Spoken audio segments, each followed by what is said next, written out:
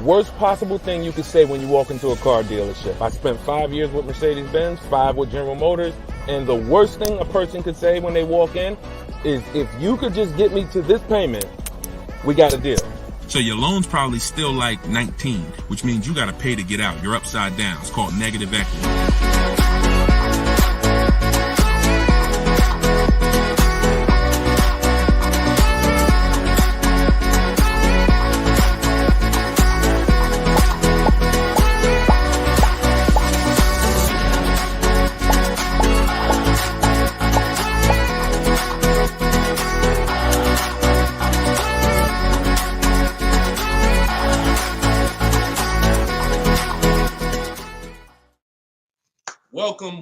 Welcome to episode 4 of Car Shopping Questions and Answers. We are live on 4 platforms: Instagram, YouTube, TikTok, and Facebook. Okay, we already got people asking questions on TikTok. As you come in, we do these shows at 12. Hold on, I want to give my camera time to focus because I'm doing a lot of moving. We do these live shows, it'll focus in 1 second, at 12 p.m. and 3 p.m. Eastern time. Hold on, I'm out of focus. There we go. 12 p.m. and 3 p.m. Eastern time. Now, we broadcast these shows throughout the day because a lot of people can't make the live broadcast. You want to tell your friends about it. If this is your first time with us, you've never been on a live with us before. Oh, wait, hold on. They're saying that hold on, can't hear. No sound. All right, hold on. Let's see. How about that? We're good on TikTok? Let me make sure we're good here on, give me a clear if we're clear on Facebook now. Give me a clear. We always got to do the housekeeping, y'all, and I need your help. Before we get busy, let me know audio is good. I see we're clear on TikTok. How are we on Instagram, on YouTube, on Facebook? All right, perfect. I see the thumbs up just came through. Okay, so this is episode 4. We do these live shows 12 p.m. Eastern time and 3 p.m. Eastern time. So you'll see the broadcast throughout the day, but if you want to actually be live with us, then you want to join us on any of the 4 platforms at one of those 2 times: Monday, Tuesday, Thursday, and Friday. So we are live. My name is Deshone the Auto Advisor. I am the author of the digital book, Cars from Home, 7 Steps to Saving Time, Money, and Avoiding Dealerships. You can get your copy for 75% off during the show over the next 30 minutes in my TikTok bio, in my Instagram bio, or I'm going to put the banner up here. You can go to deshonesbook.com. We have a link in the comment. We have a comment link in the comment section. So I want you to start typing your questions. We get very, very busy. Have your notes ready. Be ready to unlearn what you've learned about cars, because we get below market deals, and that should be your only mission when you are car shopping, is to get below market deals. All right.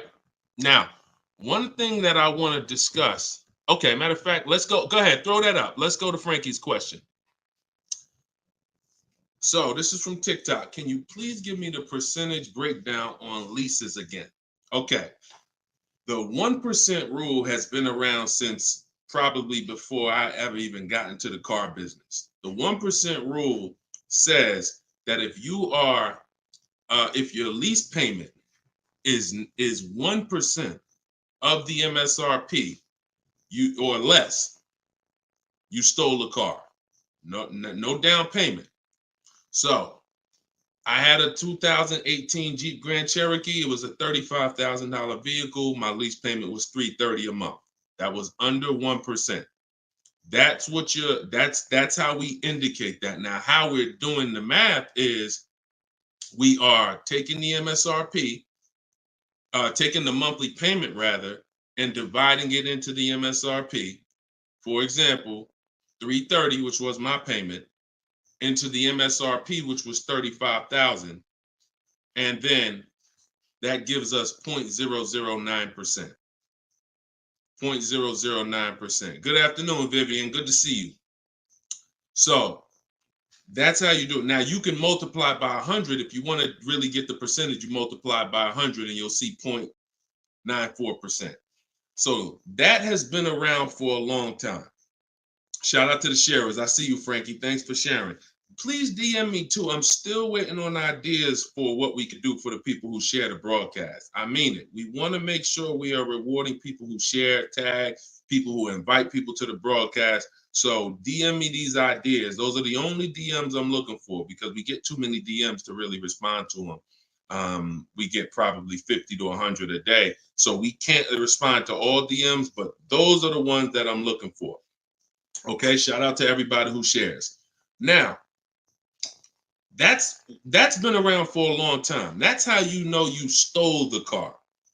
It's not even a question now that we still need to get offers because like this is Freener right here. This is why you never want to get excited about one offer unless it's the lowest bid. Here's why. Freener, she just got a, hold on, I'm putting it up here on the screen. She just got a 0.88% lease on a Jeep Grand Cherokee hybrid anniversary edition. $65,000, $65,950 was the MSRP. Her best bid was $579 a month. She's in the video library. She has what we teach. Getting bids. See, so sometimes you could look and be like, oh, this offer looks really, really good. Should I take it? Not if it's not the lowest bid. It must be the lowest out of at least 5 offers. Because what I always tell you is 80% of dealers are overpriced. They're going to overcharge. So that's how you know if you won. Now we had to come up with something. When I started teaching people about leasing, I said, oh, shoot, some of you going to go out here and you've been buying your cars and you're going to walk into dealers and you're going to get a lease and you're going to think it's good because you're still paying less than somebody who actually bought. But we had to come up with something that was showing you when you were overpaying for a lease. And so I started doing some math because I love math. And once I worked the math out, I said, okay, how much are we paying before we're paying too much for a car we're giving back? 1% is the steal. But what's the limit? And I started looking at how cars depreciate, how much car, if you bought it, how much the car would depreciate. And I came up with 1.5%. So when we look at the same vehicle that is, let's say a $40,000 vehicle, for example, 1% is $400 a month or less. 1.5% is $600 a month. Now, what you look at is the total you're paying over the 3-year lease. 600 times 36 months, that's 21.6. So when you take $40,000, you add your taxes and everything, you're probably going to end up about 44. 21 is about the threshold where you're still paying less than if you had bought. You're still losing less value, but and you're tying up less money. But at the same time, that's the limit. Above 1.5%, there's no value in this lease anymore. And that doesn't mean we go buy the car. That means we look at competitors because competitors do offer more aggressive lease pro. Every single vehicle, you guys, and there's over 400 of them, has a different lease program. Sometimes even the trim level is different. The Touring has a different lease program than the Limited.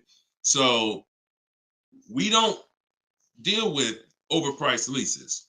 And so that's why I created the 1.5% rule. That's how it became to be, based on the fact that I knew a lot of people, as they unlearned that bad advice about leasing, as I taught it and as they heard it from other people, they were going to go and get leases. And it's important that you know when there's no value in a lease and you shouldn't be accepting a lease. And that doesn't mean, and look, let me be very clear. That does not mean, that's why I explained the first part of this question, of this answer. You don't walk into a dealer and say, hey, I'm trying to get under 1.5. You don't walk into a dealer and get a lease quote and then you say, hey, well, look, I got to be under 1.5%. No, you're doing this wrong. Again, my mindset and what I'm trying to get you to use is Cars from Home, where you should be, the only reason you should be in a dealership is to test drive cars. if you're buying new cars or leasing. Test drive, you're in and out of there in 20 minutes. The next time you're back in a dealer is another 30 minutes to pick up your car if they don't deliver.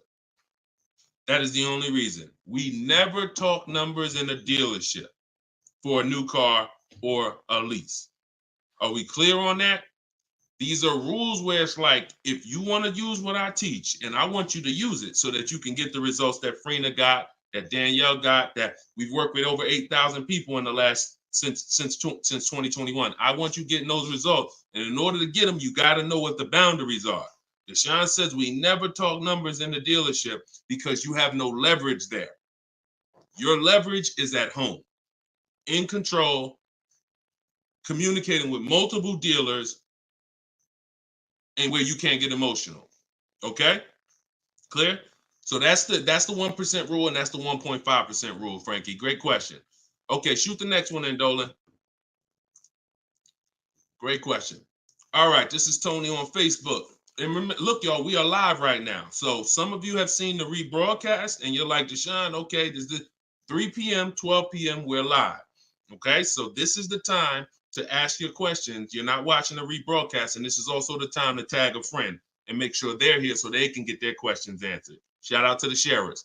And could y'all keep tapping the screen on TikTok and running those likes up? This gets TikTok's attention and gets more people over here because we got to do this together.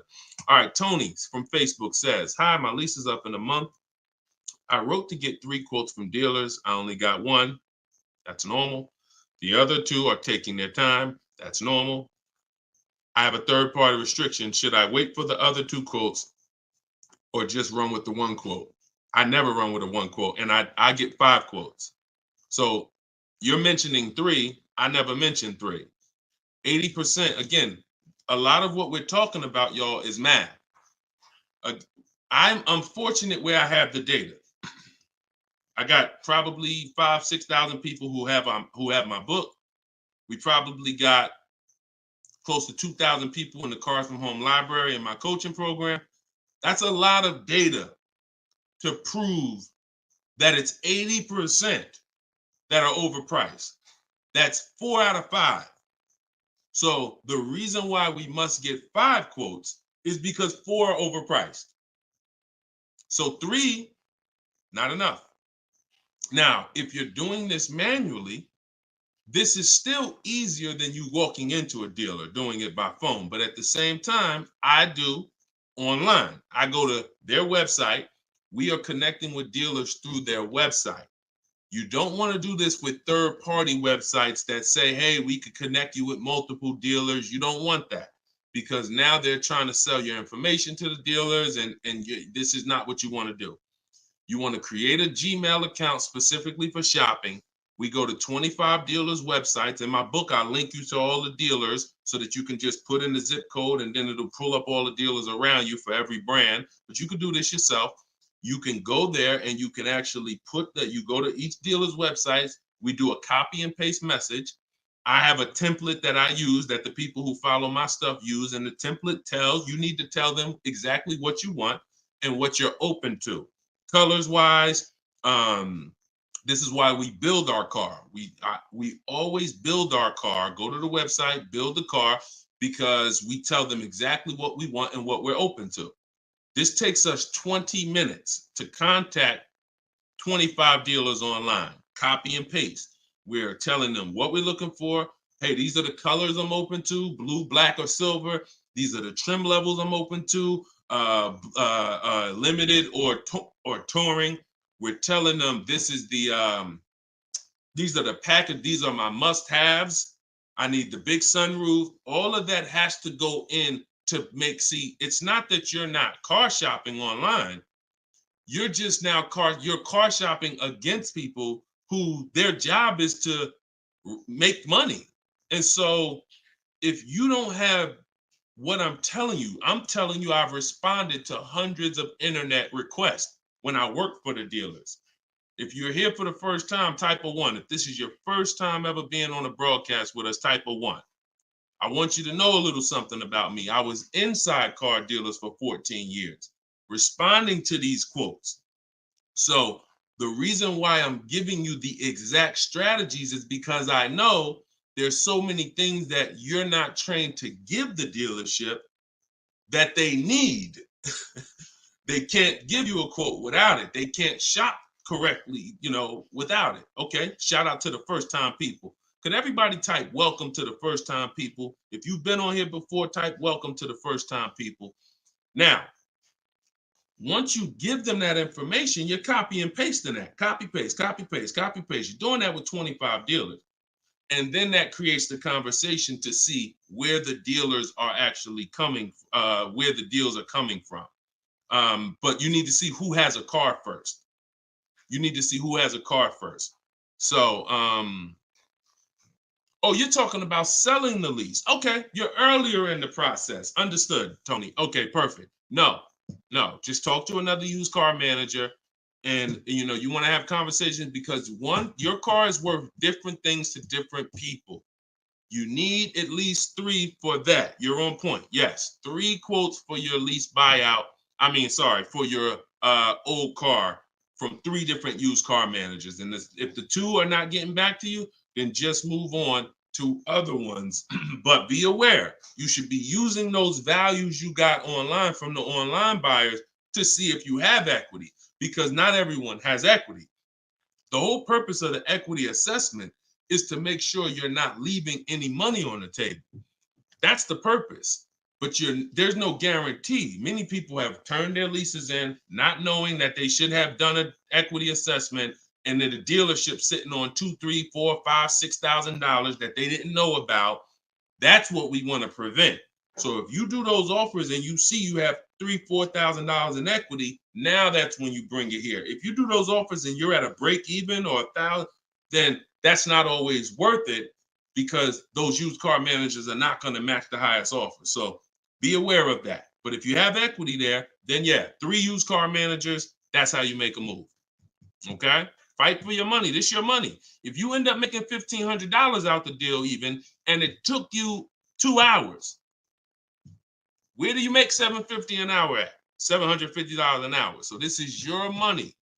And if you don't fight for your money, someone else will definitely cash the check. All right? Tyler said, send the next one in. Tyler said, F&I director here in Houston of 2 large stores. Your content is great. I appreciate you, Tyler. This is the 20% right here. See, the 20% can always admit when we're doing something to help the market. The 80% will come on here and be like, oh man, this guy couldn't make it in the car business. Now he's teaching. All right, go ahead. Shoot the next one up, Dolan. This one's from Facebook. What's up, John? Instagram, y'all not typing enough questions. And Instagram, just so you know, the easiest platform to share on is Instagram, because you hit that little arrow, it looks like a paper plane, and it'll let you go down your Instagram friend list and send this broadcast out to probably 10, 15, 20 people. Okay? Don't cheat your friends. All right? Shout out to the sharers. John from Facebook says, is it hard to purchase with a charge-off on credit 3 years old? So everyone who has credit issues should be following Shonda Martin. She's on all the platforms, Road to 750 plus. And you should be working on getting your credit to the point where you can qualify for the best programs. And you don't need an 800 credit score to qualify for the best programs. You usually need close to 680, 690 will usually qualify you for most tier 1 leases. Now there are some cars that have super tier where you tier A1 plus, but that's not most leases. That's not your standard everyday cars that most of us are leasing or buying. So the question is, the answer is, if you don't need a car, then you should be working on your credit. If you need a car, then there's nothing you can do. You need to make a move. And so I recommend a company like Limbuzz. We're always going to give the dealer a chance to match or beat our offer. So whoever we end up buying our car from, some of you have been taught never let the dealer participate. That's costing you money, because the dealer has 7, 10, 12 banks on their end. Now, If they're trying to beat and earn your business, now that's a winning position. See, check this out. When you have a finance manager who's saying this about you, what's the highest interest rate you think they'll pay? What's the highest payment you think they'll pay? That's a bad position to be in. That only happens when you have no leverage, you haven't shopped, you haven't come in with an offer, and now they're trying to see the highest interest rate that you'll pay. We're not doing that. You're doing it our way, which is we're going to have we don't let anyone touch our credit until after we find our car. Now, once we find our car, get our best deal through a bidding system, now we're going to take that purchase agreement, that's a receipt. Yep, I see the questions coming in on Instagram. We got you. Hold on, Atlantis. Once you see the long form receipt, now you take this home, and this is when you're going to contact your bank, your credit union, the online lenders. You're going to go online lenders, online banks, online credit unions. You're going to let all these people have a shot at your business. If you do this within a small window of time, if you do it my way, it only take you 2 days. This is going to weigh on your score the same as one hard inquiry, because this is something called rate shopping. This is not going from dealer to dealer, getting turned down or putting in applications and nothing like that. This is how you rate shop correctly. I call this the bank bidding war. When you get my book, I also send you the bank bidding war blueprint. It's going to be going into my book, but I need about another month to be able to combine it. But I send you the bank bidding war blueprint. Now, the bank bidding war is 3 rounds. First thing we're doing is seeing, is there any special interest rates that the car we're buying has? In your particular case, John, with credit challenges, you're not going to qualify for that. That's okay. But we need to check that. If there's 0%, 0.99%, that eliminates our need to do anything else with financing, because no one else is going to beat that. Second part of the round starts, there's 3 rounds to the bank bidding war. The second part comes after we find our car, and it's what I just broke down. When we come home, we let all these banks, these lenders, online credit unions run our credit, and so they're bidding and submitting us their loan offers. Now, the third round is the dealer.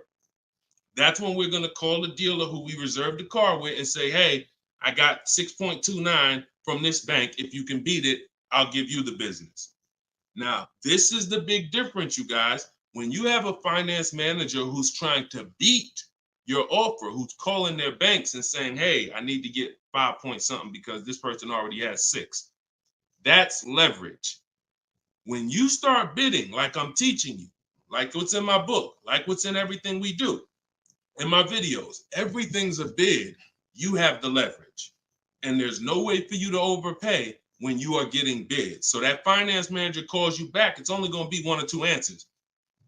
Hey, Stuart, man, listen, I tried my best, man. I reached out to every bank I got. No, I can't beat that rate, man. I appreciate the opportunity, but you can go with your own financing.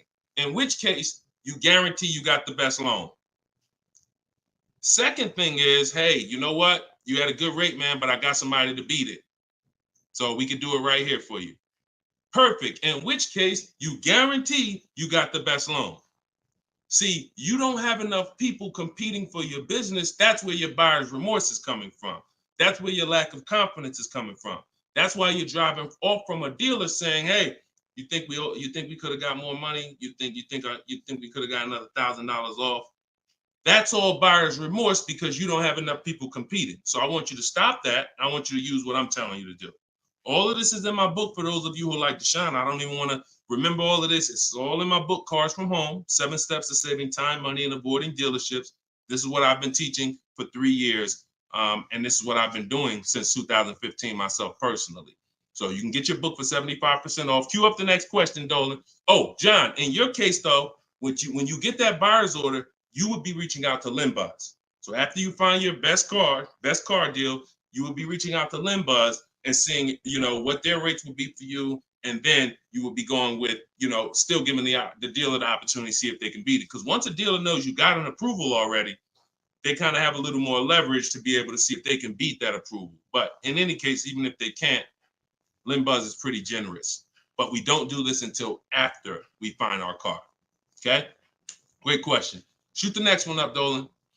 All right, this is Gemini from Instagram. Can a dealership legally raise the price from what is being offered online?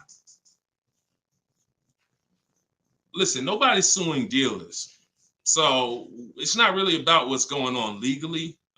It's probably more ethics than anything. And we don't expect dealers to be ethical. We don't need dealers to be ethical. They've proven that the majority of them aren't ethical.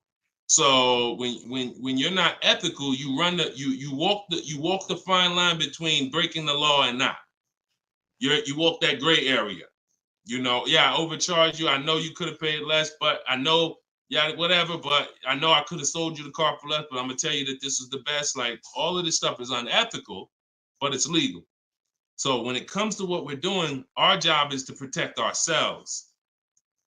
You can't go into a car dealership expecting them to protect you. You can't go into any business transaction expecting the person you're negotiating against or the person who's selling you a product to protect you.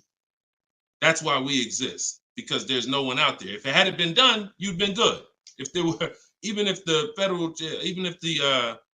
I think it's the Federal Trade Commission or whoever regulates businesses were stepping in to protect the public, then we wouldn't have a need for what we do. But that doesn't exist. So it's on you. It's buyer beware. It's you protect yourself. And so I provide the tools for everyone who wants to take action to protect themselves. All right? But no, we don't expect dealers to do anything other than what they've been doing. Go ahead, shoot the next question up. Let's roll. All right. Why shouldn't a person focus just on monthly payment, monthly car note? Okay, good question. Hold on. Let me make sure I can see Instagram. All right, so this one's from Instagram. Promise Tammy said, why shouldn't a person focus on just the monthly car note amount? So if we did a little math and you go, all right, if you walk into a dealer and you're looking at a $40,000 car and you say to the dealer, how much does that car cost a month? And they're smart, if they're trained, they're gonna say, well, it's not really about the car payment right now. Do you like the car? And once you say, yeah, I like the car, let's get down to numbers, they're going to ask you, they're going to try to figure out what you could afford. Like, what's the most you could afford? Or I can't afford any more than $450 a month. Now, some of you know every $1,000, every $5,000 on the purchase price of a car is how much per month. Some of you know. I know we got a lot of new people on here, but for those of you who've been tapped in with us, how much is every $5,000 on a car loan? So, and the reason why I give you guys this parameter is so when you look at that $40,000 car, thank you, Frankie, got it. You should automatically know every $5,000 is about $100 a month. Yep, you got it, Michael. All right, I see you. We got people tapping on every platform. Good job, Carmelo. So the reason why, see, those of you who focus on just the car payment, you are some of the people who the 80% of dealers are going to manipulate the most and make the most money on. Because when you come in, if you don't realize that that $40,000 car is in no way close to $450 a month, now you have someone who's going to try to manipulate the loan to make that car $450 a month somehow. Now, it's usually going to end with you having a super long loan. So I've had people come to me years ago, friends that would say, Deshone, what you think about this deal? I say, man, let me look at the paperwork. And I see, man, you know the loan is 96 months? Nah, man, I didn't even know that. Yeah, the loan is 96 months. What is that, 8 years? 84 months is 7 years, 96 months is 8 years. So you're out the door at an 8-year loan. Now, I'm not going to assume you know why that's bad. So I'll say that an 8-year loan leads to too much interest, and it's what it is, because if they got you an 8-year loan, it's certainly at a high interest rate, because banks know that those loans, people who need 8-year loans, are risky. People who need 8-year loan, they got to protect themselves because typically the car may have problems in the long run. When you go down, see the whole point with a shorter loan, 5-6 years. Some people want to be conservative. You take 4 years, but you want that car paid off by the time maintenance comes, by the time repairs start being needed, because cars need repairs every now and then. So you want the car paid off. They know that if we give this person an 8-year loan, typically they're probably gonna have issues around year 7, year 6, even depending on the age of the car. So the length of loan, I teach something called the rule of 72 and the 10th birthday. I will not in any way co-sign anyone getting a loan longer than 72 months, which is 6 years, because we don't have, see, what's the longest loan, a mortgage that any of you would take? Let's keep a real fast dialogue going. All of this is to really answer the question that Tammy's asking, which a lot of other people have. So we need to indicate why this makes a difference. The longest mortgage most of you are going to take is 30 years. Mortgage. There are 40-year mortgages available. There's 50-year mortgages available. No one on here said, yo, I do a 50-year mortgage. Why? Because we already know inherently anything longer than 30, that means we can't afford this house. That means we're looking at the wrong house. So we had to make sure we created boundaries so that you understand, okay, if I got to take a loan longer than 6 years on a car, that's telling me I can't afford the car. So once I get my best price, I should already be able to afford that car with a 6-year loan or less. And I combine that with the 10th birthday. So when you look at your car, you should have your car paid off by the 10th birthday. You're taking a lot of risk if you got a loan on the car past its 10th birthday. A lot of the times I was in a dealership, people came in with problems, big repairs, and they still had car payments. Car's 10 years old, 11 years old, and they still got car payments. You could run the risk of being in trouble because that car could be in the shop. Some of you have experienced this. Car's in the shop and you still got a monthly payment due every month. Now, this is disaster, and that's what we're trying to prevent. That's why we don't focus on the monthly payment. When we're purchasing a car, we are only focused on the price of the car. We need to, before we even think about monthly payment, how about this? We need to make sure we're getting the car for the lowest price possible. Because some people go in and like, hey, the car's 40 grand. Well, what if another dealer will sell it to me for 35? Once I get the lowest price, then I'm concerned with what my monthly payment is going to be. So there's steps to this. But yeah, don't focus on monthly payment and just stay committed to what we're teaching, and you'll learn and you'll see why, even more information of why that's bad. But we want you to understand the numbers. Okay? Typically, you focus on monthly payments, you don't quite understand the numbers, but you will. All right, this one's from TikTok. Can you give us some tips about co-signing? Ooh, I have a very, very, very strict rule when it comes to co-signing. Now, some people, you're not going to like this. Some people will tell you this is bad advice. It's just my opinion. I've seen tons of horror stories. I've seen people walk into the dealership. I've seen young people who will co-sign, who will use up people's credit, co-signing, and just burn them, because no one cares about, if you don't care about your own credit, you certainly don't care about someone else's in a lot of cases. So, but I do have some rules, because sometimes it's gonna make sense. When you can pay, if a person does not pay, then you're good.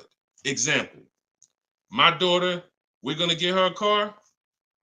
I'll co-sign only if I can pay the note if she doesn't pay. So let's say she's working, she's paying X amount per month, I'm co-signing, but if for example, she loses her job, anything happens, I can pay if she doesn't pay. That could be for the spouse. If they don't pay, I will pay it. As long as that's the rule, then you're protecting yourself, because where you get in trouble at is if you can't pay, if they don't pay. He told me he was going to pay it. He's missed 2 payments. Your credit doesn't get, no, they don't care. So you got to be willing to say that. This has to be a person that I'm willing to pay if they don't pay. That means I got to have that type of relationship with them. Or if I can't pay, if they don't pay, I'm not co-signing, because I cannot depend on things that will go wrong. Life will happen. And then I'm sitting out here and my credit was 700, 750, 800. Now it's 620 because they missed 3 payments and I'm struggling to get this car back from them. Okay? Those are my hard rules on co-signing. I don't deviate from them. And those are typically rules that if you follow them, you're going to be safe. Okay? All right. Shoot the next question up, Dolan. Diana said, my brother asked me to co-sign. I told him, hell no. Listen, that's it. Listen, people will ask you to co-sign quick as, listen, people will ask you to co-sign like they just asking to borrow sugar. Hey man, can you co-sign this loan for me? No, listen. It takes a while to build up great credit, and it takes seconds to destroy it. Nicole from Facebook said, are you able to negotiate third-party restrictions in a new lease? So these are two separate things. The third-party restriction is the selling of the old car, not the new lease. We're not mixing these two. So we're the people who work with me, you're selling your old car independent of the new deal. The new lease is its own transaction. We split everything we do into separate transactions. See, the car business has taught the public to give them up to 3 transactions. Buying a car from them is one transaction. Getting a loan from them is a second transaction. Letting them buy your old car, which you call trade. We don't use that word. That's 3 transactions. There's money in each transaction. There's money in each. That's why there's companies that only want to give you loans. They don't sell cars. There's money in loans. There's companies that only want to buy your car. They don't care about selling your car right now. There's money in buying cars. So you need to separate these transactions if you want to maximize each. There's no way for you to save the most money without maximizing and looking at each part of your deal as its own separate transaction.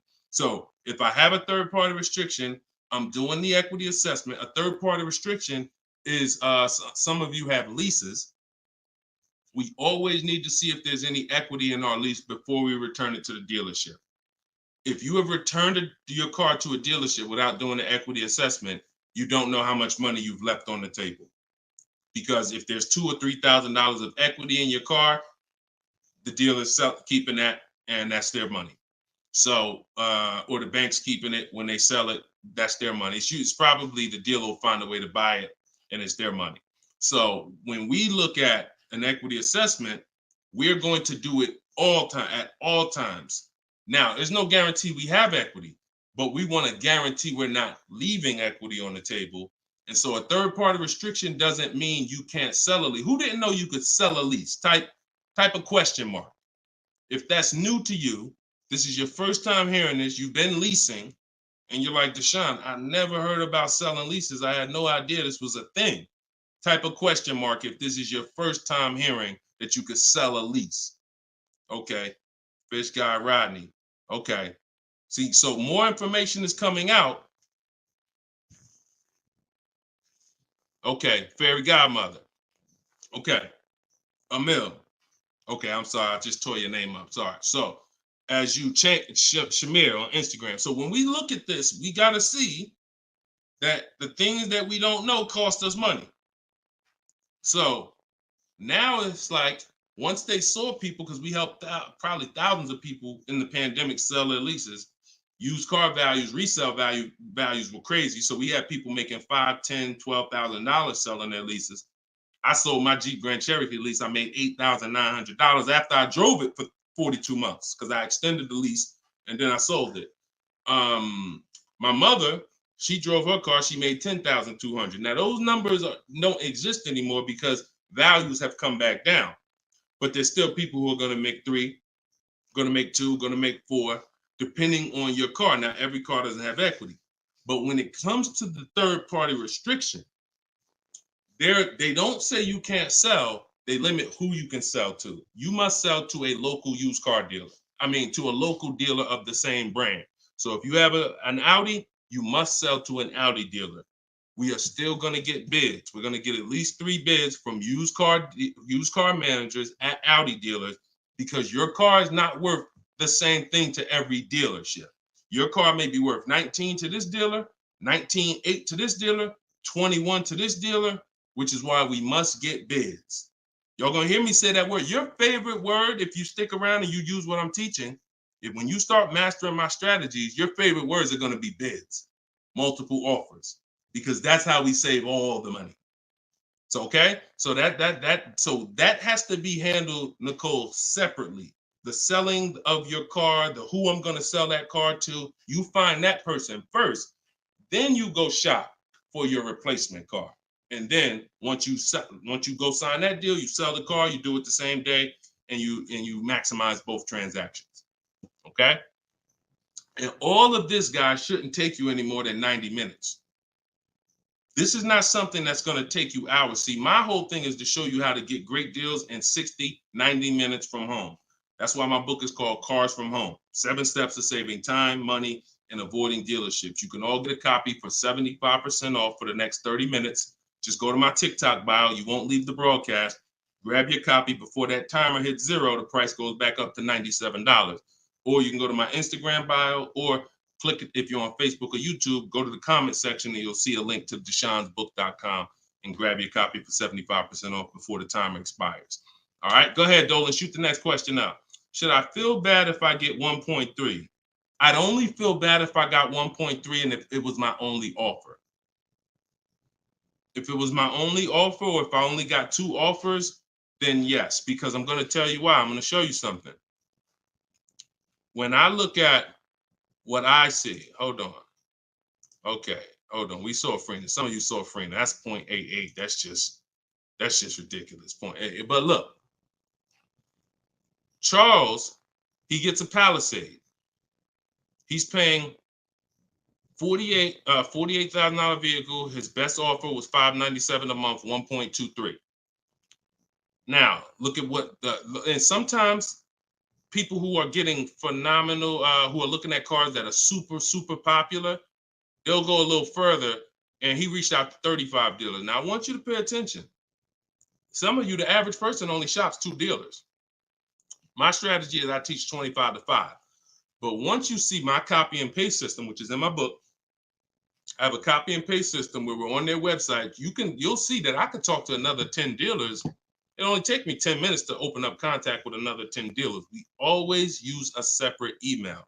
Do not contact dealers from your personal email. I'm warning y'all. It's not going to work. You're trying to go through your work email, and then you got your personal stuff, and then you're seeing the car dealers. Don't do it. Create a separate Google email, and that's how we do it. So he said, I reached out to 3,500 dealers, got 10 quotes back.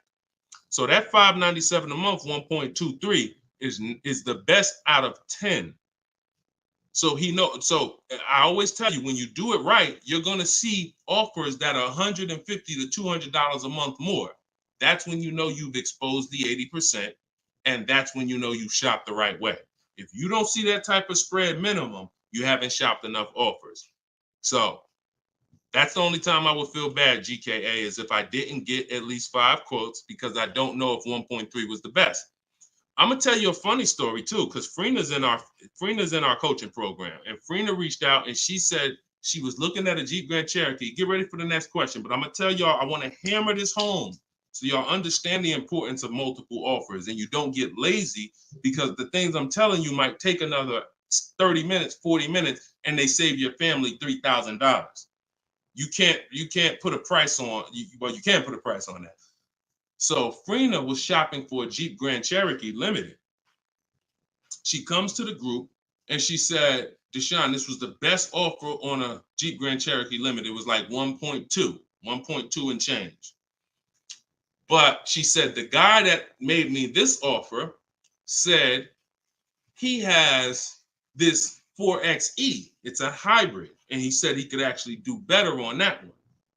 She said, what do you think he told me what it would be. It would drop the price here. I said, if you're open to that, then you need to run your quotes again and get 5 more offers on that vehicle, because it may have a better lease program, in which case you need to open it up again.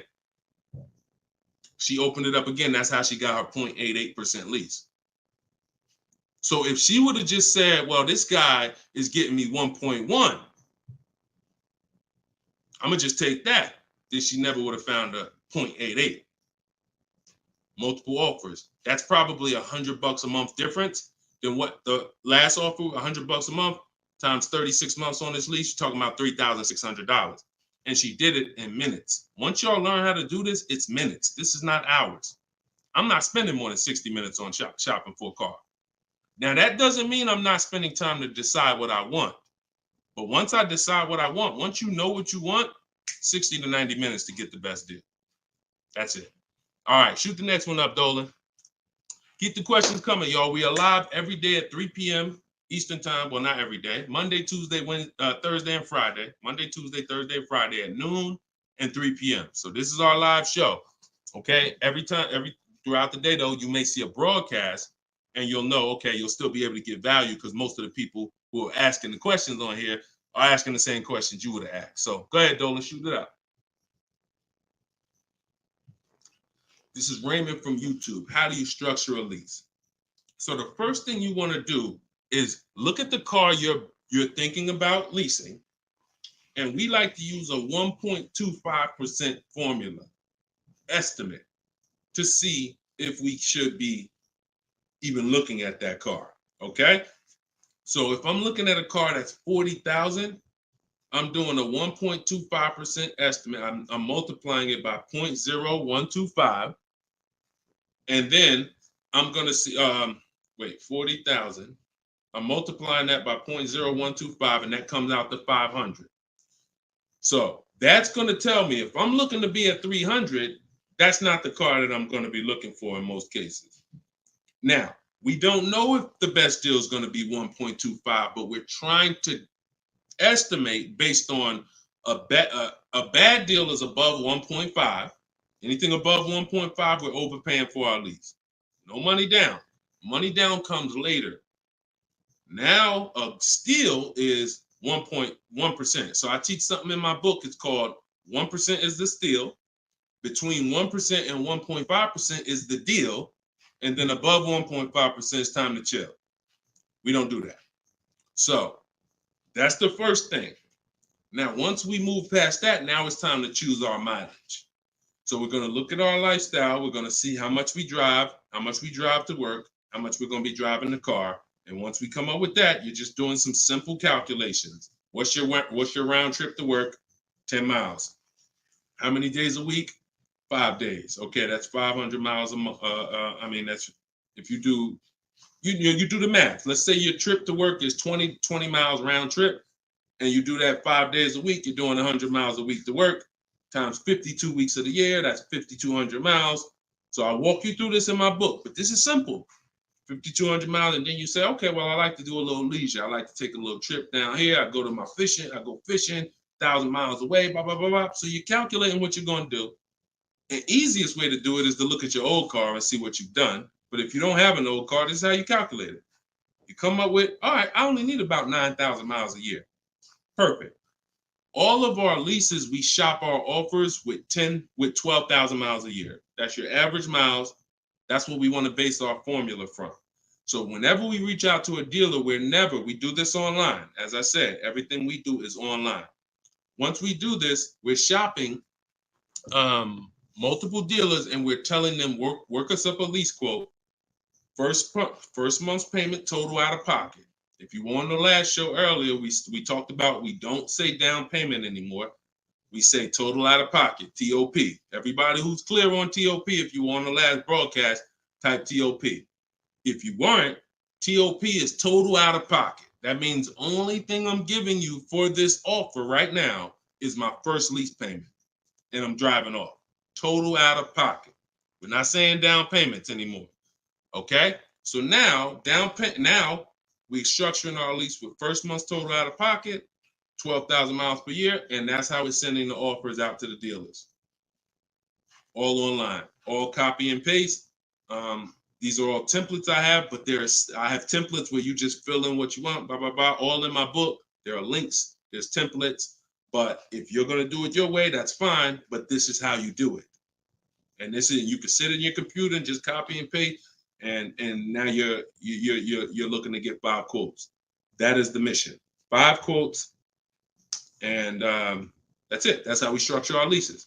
Once you're done and you get your best quote, Now that's when you adjust your mileage. So once you identify the best dealer, the winning bid, now you're going to say to that dealer, hey, can you adjust the offer to 10,000 miles a year? Can you adjust it to 18,000 per year? Can you adjust it to 25,000 per year if you're a high mileage driver? And you adjust it from there. But that's it. You do this over and over, rinse and repeat. Rinse and repeat. All right. Great question. Shoot the next one in, Dolan. All right.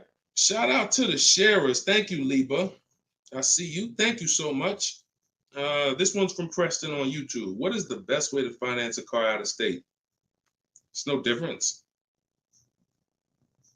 It's really no difference. We're going to find the car. We're going to get the buyer's order. We're going to have them. Now, the thing about a used car, if it's a used car, we got to test drive the car. So what you may want to do is if you're picking up a car out of state, you may want to go there, lock up the car, grab a cheap hotel for the night, stay there, because you don't want to eliminate the bidding process. The bidding process is your bank, your credit union, online banks bidding, and then dealers bidding. The dealer who you get the car from, they're bidding against that. Some of you don't really understand how much money is in finance.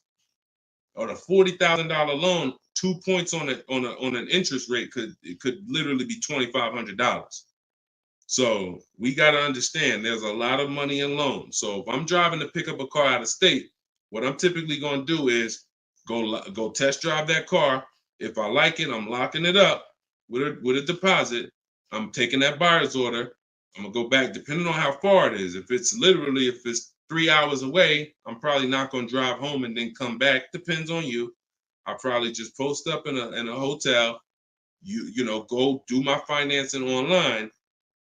Let all these banks and credit unions run my credit so I can get their offers, and then I would call the dealership the next day and say, hey, this was my best offer. If you could beat it, I'll just come get it from you, and that's it.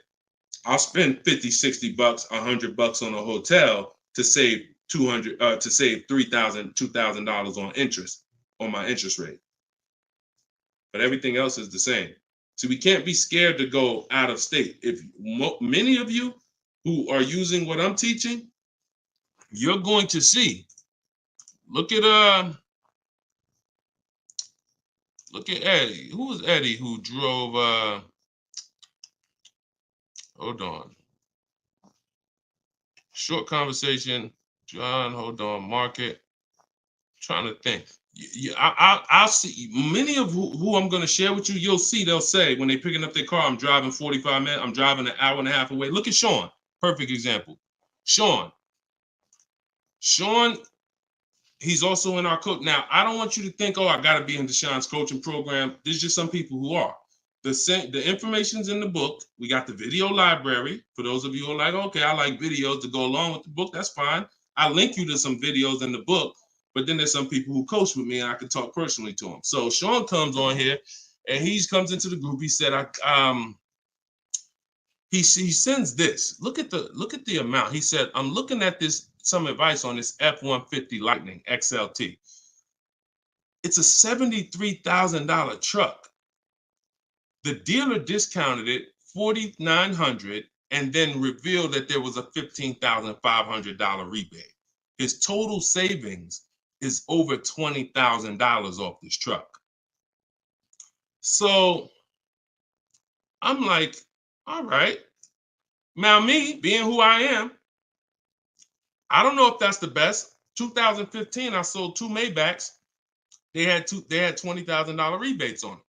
So we don't know if this is the best. I haven't seen, this is what I said to him. I haven't seen the other offers yet, but I'm assuming you got at least 5. You're saving over $20,000 on this with this discount and rebate, but the only way to know is to compare to the other offers. See, I'm not going to get excited about this deal until he tells me what I'm about to read to you. That's when we get excited. He said, guess I could have put a little more info on here. Yes, I got about 15 quotes. You see the difference? This is what I want you to get. BK Dollar, this is what I want you to get. Liba, this is what I want you to get. Everybody watching, the money is in multiple offers. The reason why you're not saving, you're just not getting enough offers. So he says, I ended up expanding my search to 150 miles outside my area to find this deal. He said, I couldn't find, watch this, I couldn't find anything under MSRP in that first search. So think about how I'm telling you, the local dealers know when they see your zip code, they know, okay, some of them, all right, we don't have to do too aggressive. But those dealers that are an hour and a half away, when they see your inquiry, they're like, oh, listen, this is a person we never would have saw before. What is it going to hurt us to blow this truck out? And we take a deal from one of our competitors' markets. We love to see our license plate frame over in their market. That's how we win. So he ends up saving over $20,000, and he doesn't mind driving 150 miles to go get that truck. Why? Because every mile he drives is dollars he's picking up. We clear on that? We clear? If you're clear on the importance of multiple offers, type clear. All right, shoot the next one up, Dolan.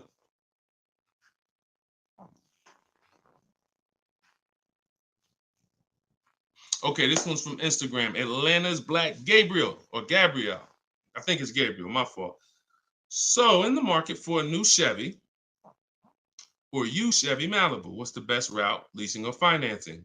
How many years are you keeping the car? If the answer is 8, then you should be buying.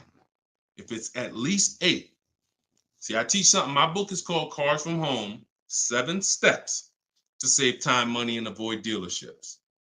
Everything I do, when you go, the video library that we have, your best deal in 7 days, 7 steps. These are not going to change. The first step is the foundation to your deal. The first step is the foundation to your deal, which is lease or buy.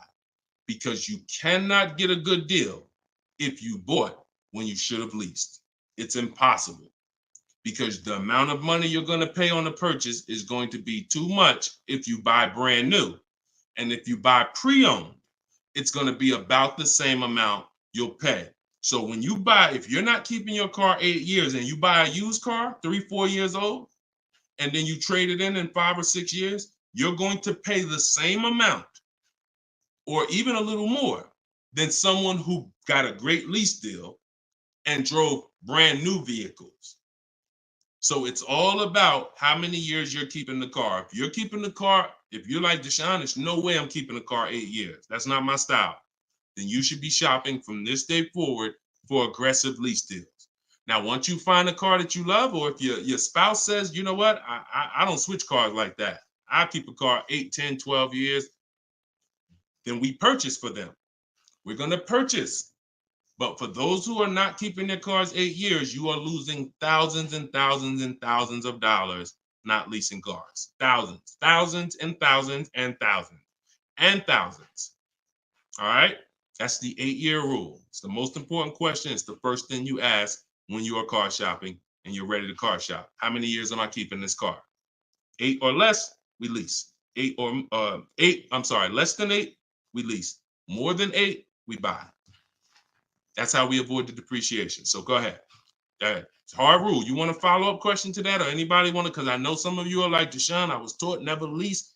Whatever. You want to follow up to that question? That's perfectly fine. But that's the rule. And it's the rule based on money. I've seen thousands of scenarios, and I spend years and all my time shouting from the hills so people could understand how much money they're losing by not getting good lease deals or not leasing at all.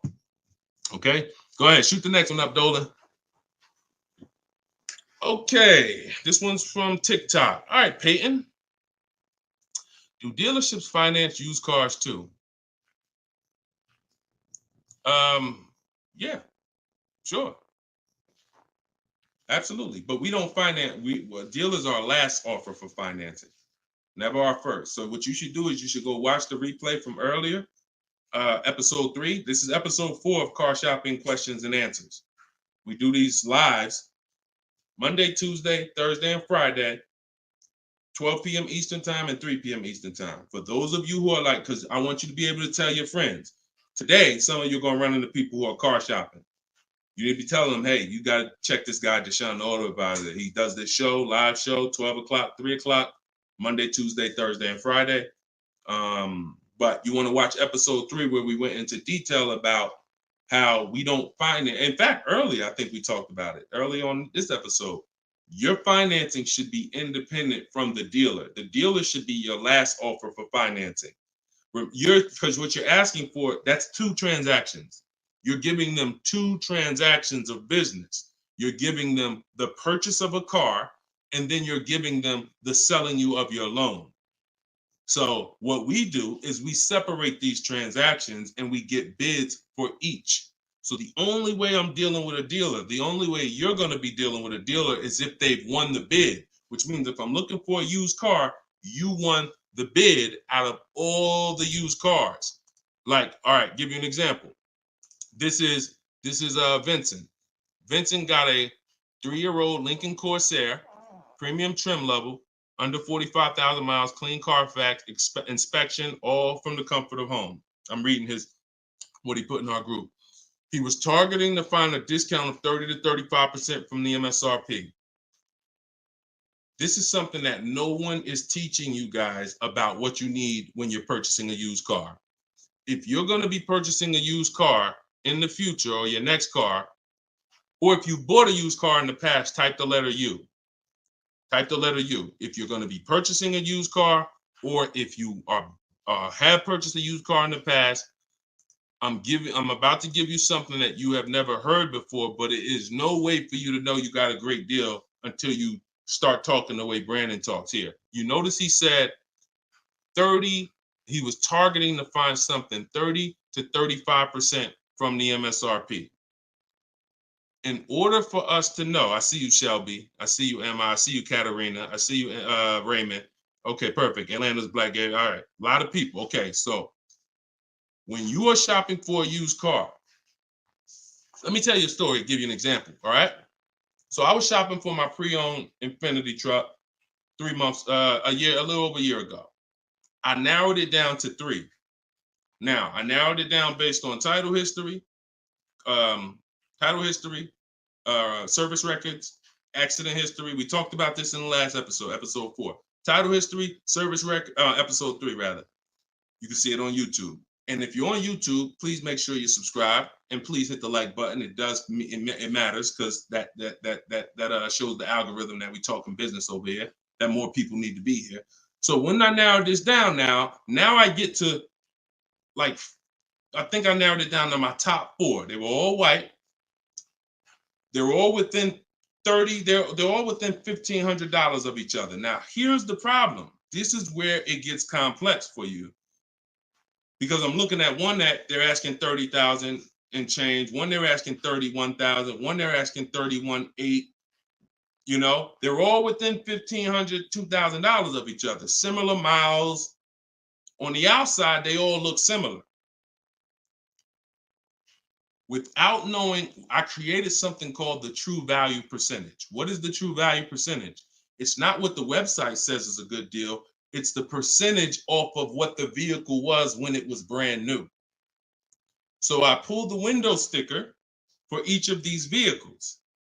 I pulled the window sticker, and what do I see? Now I teach you how to do this in my book. I teach you this entire process, but I'm walking you through it. Exactly. I pull the window sticker. You can get it from Carfax, depending on if Carfax has a deal with that manufacturer. Carfax has window stickers. Now, what do I see? One car is 46,000 when it was brand new. Now they're asking 31 and change. Okay.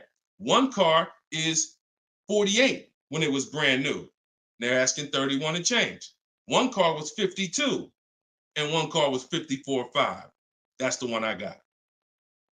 So you see how in one instance we were confused. You would be confused. You sitting here like, yeah, Deshone, that's hard because they all look the same. They all similar price.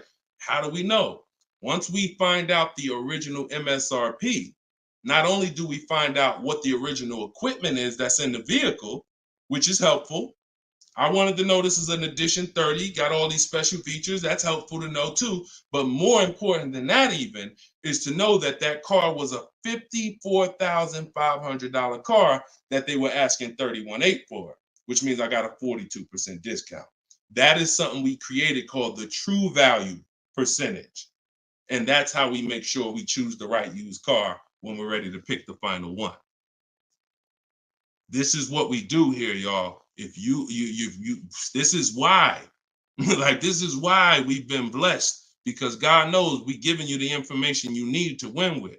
So all of this is in my new book, Cars from Home, 7 Steps to Saving Time, Money, and Avoiding Dealerships. If you want it all in one place, you can watch the show. You can watch my free social media videos. I got hundreds of them. Or you can say, Deshone, I'm going to get this it's 75% off in my TikTok bio. It's normally $97, but you can get yours for 75% off. And you can get it in my Instagram bio, or if you're on Facebook or YouTube, click the comment section and click that button that says Deshone's book and get you 75% off for 30 minutes. After 30 minutes, price goes back to $97. So, all right, but that's the true value percentage. And that these are the things that we never buy a used car ever without looking at the true value percentage. So when you saw what he said when he bought that Lincoln, as he was targeting to get something 30 to 35% off MSRP, and he ended up getting one for 43%. So that's what you need to know. Go ahead, shoot the next one up, Dolan. Great questions today. All right, Raymond on YouTube. Does it make sense to buy an existing lease? So when you're buying a lease, all you're doing is buying a used car. That's how you got to look at it. It's a used car. It's just, it may be your car. If you're buying your lease out, it's a very different. See, what I see most times is people want to buy their lease because they don't know how to shop. Because there's deals out here. We've been making deals since the pandemic. I started our video library. We started that in 2021, November, middle of the pandemic, when people were paying ridiculous prices over with the 80%. They were cashing the biggest check they've ever cashed in their lives. Like in their lives, they were like, and we were getting deals all since then. Felicia came in. She was our first person in our program who got a BMW. She saved $1,950 January 2022. And so we when you get bids, you reveal. That's why we don't pay attention to nothing out there. I don't care what anyone says, what any dealer says does not matter to me.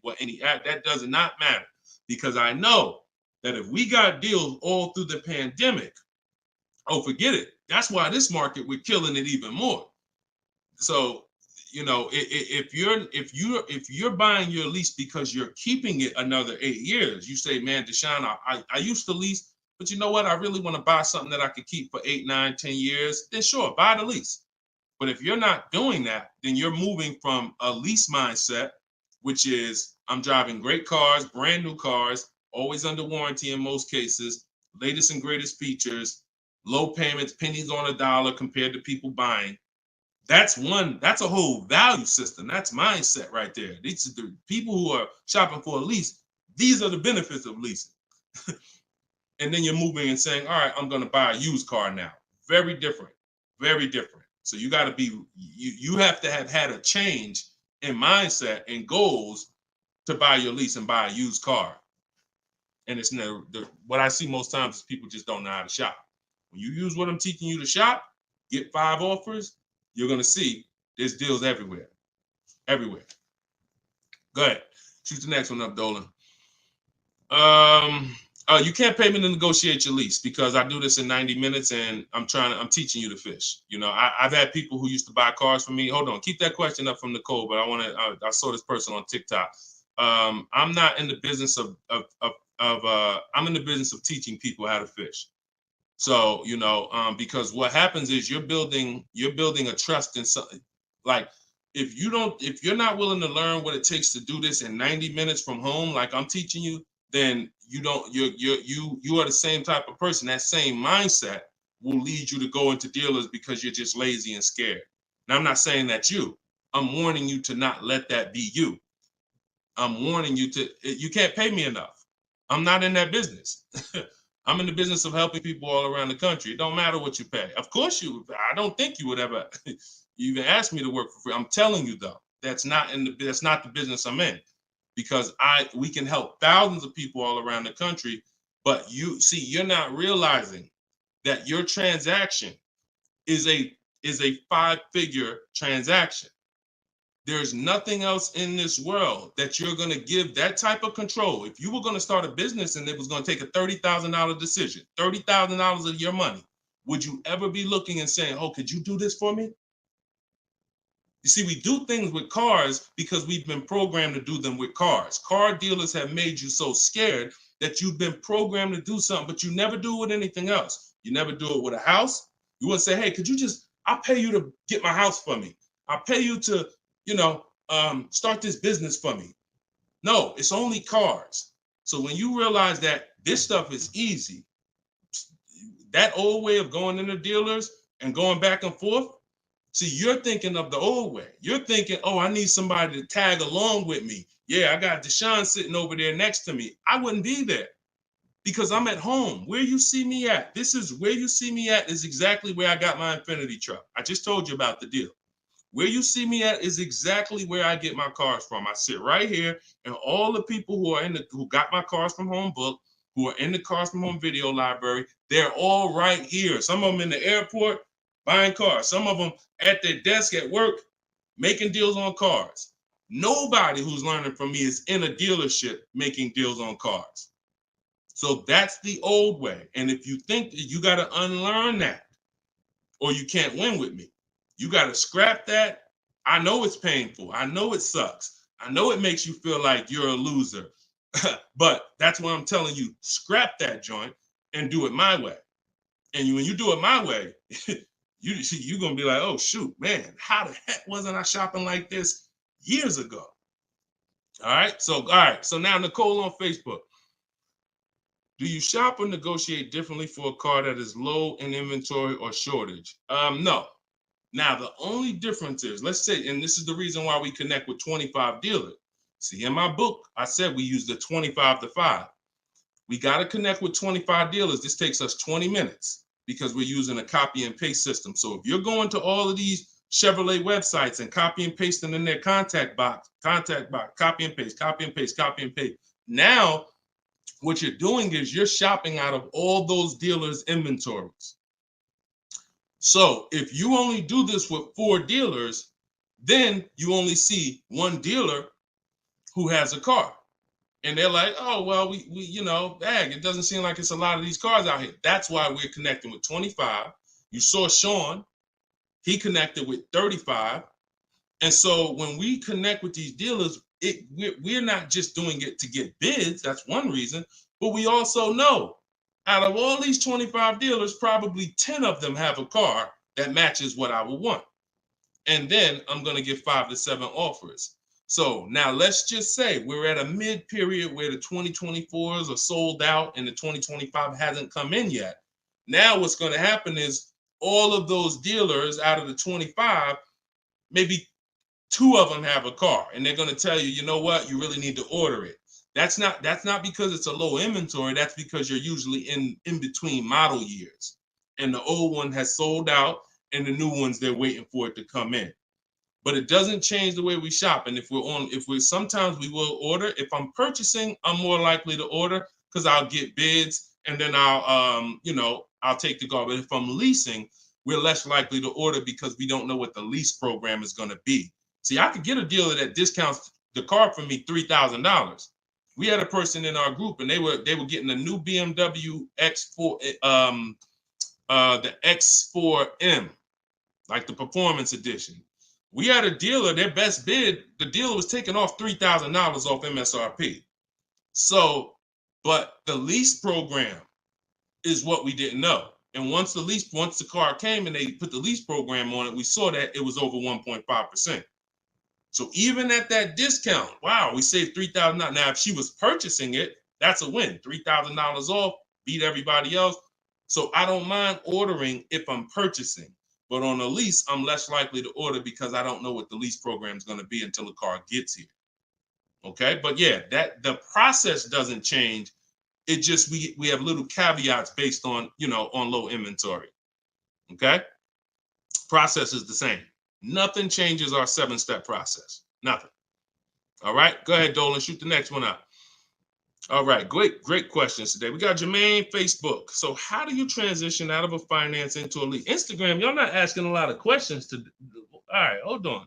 Get Blooming chosen one. All right, hold on. All right, Jermaine from Facebook says, how do you transition out of a finance to a lease? All right, perfect. So now what I like about this question, Jermaine, is you've already answered the most important question, which is how many years am I keeping the next car? That's step one in our 7-step system. You've already answered that because you've determined I should be leasing. Now the next step is equity assessment. Equity assessment. Call the bank. You don't have to worry about third-party restrictions or nothing because you're not leasing. I mean, you're not coming out of a lease, rather. So you're going to call your bank, get your payoff. You're going to take 20 minutes, go on CarMax, Driveway, Carvana, Kelly's Blue Book Instant Cash Offer, AutoNation Sell My Car, Car Guru Sell My Car. Get those 6 offers. That's going to tell you if you have equity, break even, or if you have negative equity. That's your next step. Don't do anything else until you do that. Okay? See, we always have to account for our current asset before we start moving forward. What happens if he has $3,000 in equity? That means he has $3,000. He could either apply towards his next deal, or he could put that money in his bank account and, maybe he leases the next car with no money out of pocket. So equity assessment always comes even before we budget, before we plan our mileage, before we do anything. Equity assessment is what we do. All right. All right, shoot that next one up. Shoot that one up from Instagram if you got it, Dolan. It might have took you a minute, but because we got it's comments from everywhere, y'all. No matter. Okay, here we go. For your calculator, why doesn't it negotiate to the lowest offer? My calculator is the best. My calculator is the best thing that exists because it takes all the offers you get. By the way, y'all, what she's talking about. And you got to be specific because I do have multiple calculators that I've created in my book, multiple softwares where you plug in stuff and it spits out so one of the calculators that I have is the counter offer calculator. So we never accept a deal until we send a counter. So what we do is we take the counters. We take all the offers we get, we plug them into my calculator. Whether it's a lease or whether it's several types. One is for leasing, one is for cash purchases and financing. Now, when you're financing, you're always getting your deals with tax and everything included, all in.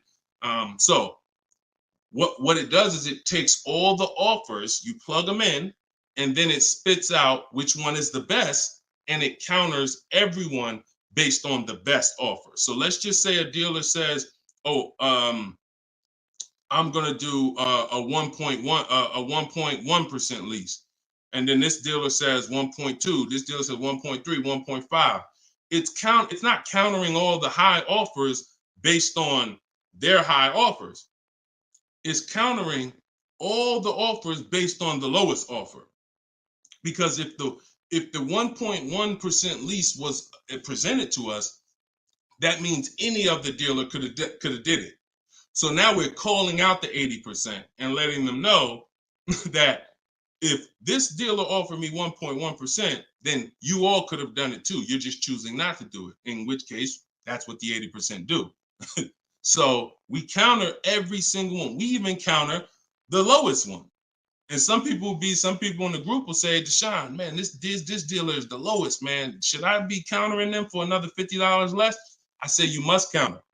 Because you don't know if there's another $10, $50, $20. If you don't counter until a person tells you there's no more room, even if they're the lowest, that's not the best deal. So sometimes you counter the lowest offer, and the lowest offer will be like, listen, man, I gave you my best shot. I got nothing else.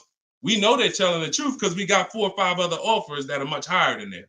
Sometimes they'll be like, listen, I can't do that $50. I'll get you another $10. That's the best I got. We know they're telling the truth because all the other offers are a whole lot higher. So that's the way the counter offer calculator works. It's gold. It's gold.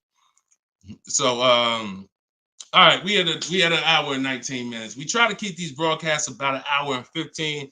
Every now and then we go a little over, but listen, y'all, we are live Monday, Tuesday, Thursday, and Friday, 12 p.m. Mark your calendars, 12 p.m. Eastern time, 3 p.m. Eastern time. I'm hoping to, in the next couple of days, have a link in my bios so that people will be able to actually go to our calendar, put a reminder, but you know it.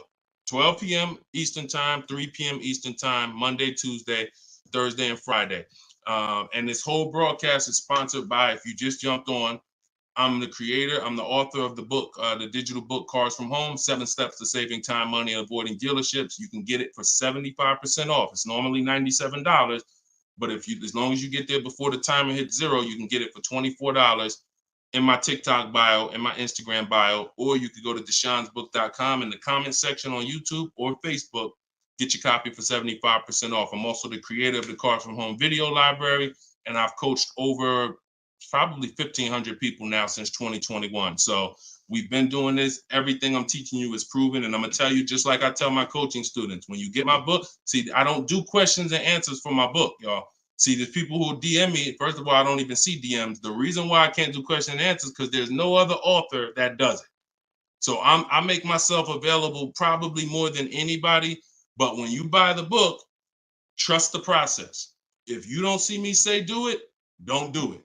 Do everything I say do. I tell everybody, even if they're in my coaching programs, you must trust the process that I'm giving you, and you got to unlearn your old process. Don't even think about your old process. Use my process, and I'll lead you to where you want to be at. Guaranteed. All right, so get your copy. I will see y'all all on the next broadcast. Tell your friends. Welcome to the new followers. Welcome to the new subscribers on YouTube. I appreciate y'all. We'll be back for episode 5. God bless you.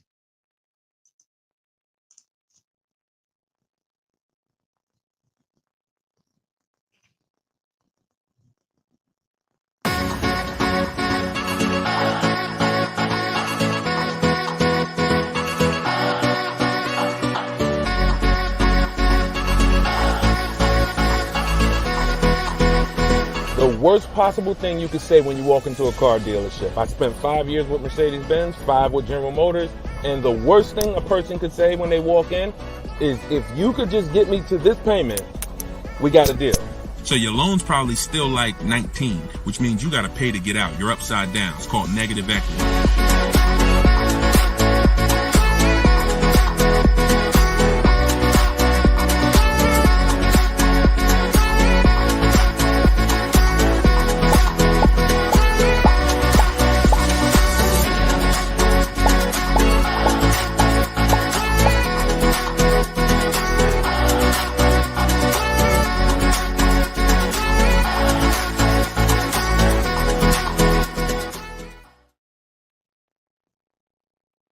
What's going on? What's going on? Welcome everybody to Wednesday, 12 noon car shopping Q&A. This is episode 5. We do these live shows 12 p.m. We're not going to usually be doing Wednesday, but I said, you know what? Let's throw in a special 12 p.m. Wednesday.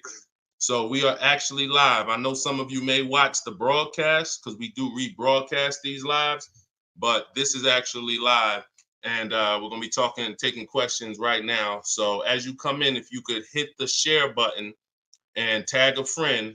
I'm just getting us up on TikTok right now. I got to make sure I keep people out who are under 18. So come on in. I'm going to share this. If you don't know me, if this is your first time seeing a show with me, type the number 1. Type the number 1 if this is your first time. Welcome back to people who have been here with us in the past or on previous shows. My name is Deshone the Auto Advisor. I spent 14 years in the car business, 5 years with Mercedes, 5 years with General Motors. And now what I do is I show people who want to learn how to car shop from home and how to save more money from home than they're ever going to save in a dealership.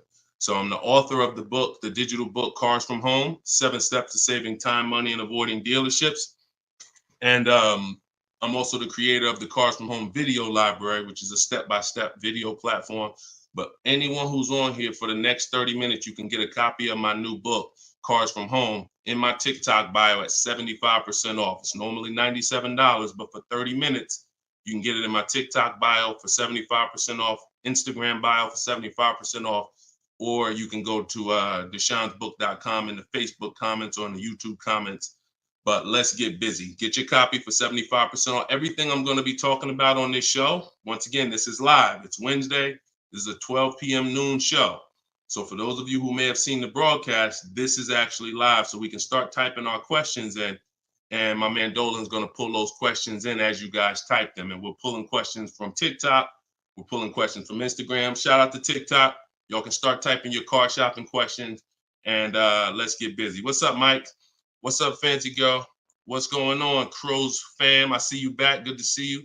What's up, Manly Snacks? Good to see everybody coming in on TikTok. And as you come in on TikTok, can y'all start tapping the screen? If you're going to spend 10, 15 minutes with us, start tapping the screen, shooting those likes up.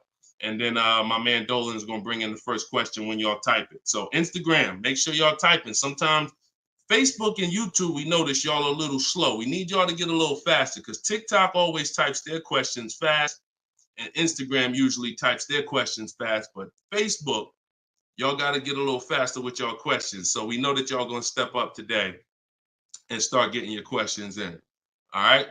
I see one that came in from JC. You want to pull that one up, Dolan? On YouTube? Okay. Our best deals, are they made from the comfy confines of our home, or should we hammer it out at the dealership going toe-to-toe, jab for jab with the salesman, finance, and sales managers? Well, you have no leverage when you're face-to-face with someone. And leverage is what gets you good deals. Leverage is what, oh, we up to 500 likes on TikTok already. Shout out to y'all. Keep tapping the screen. Appreciate y'all. And tag a friend. Everybody bring your friends over. They need this just as much as you do. So what JC from YouTube just asks is it better? He's basically saying, am I gonna lose something by not being in the dealership face-to-face with a car salesman? You know, am I losing something? And it's a good question, but you're losing something by being there. And let me explain why. You're losing something by being there because your leverage in a negotiation, it comes from you talking to other people and having other offers. Let me give you a real example so that you can really understand that. When people are negotiating for your business, you're going to save the most money without trying. You go into the supermarket. Do you have to try to find the best deal on laundry detergent? Do you have to try to find the best deal on, anything, spaghetti sauce? No. Why? Because companies are actually hoping that you look and see that they're the best deal. Hey, look, we're on sale this week. Hey, look, choose us. They're trying to get your attention. They realize they're competing with all these other brands and they don't mind. So even with a TV, I always use a TV for example. If you go out to buy a TV right now, is anybody on here worried about overpaying for a TV in 2024? Anybody? And I always want to remind people, as you new people come on, this is live. This is Wednesday, our 12 p.m. live call. So our 12 p.m. live show. So you can ask your questions. This is not our rebroadcast. So what is anybody on here worried about overpaying for a TV? Anybody? No. Why is that?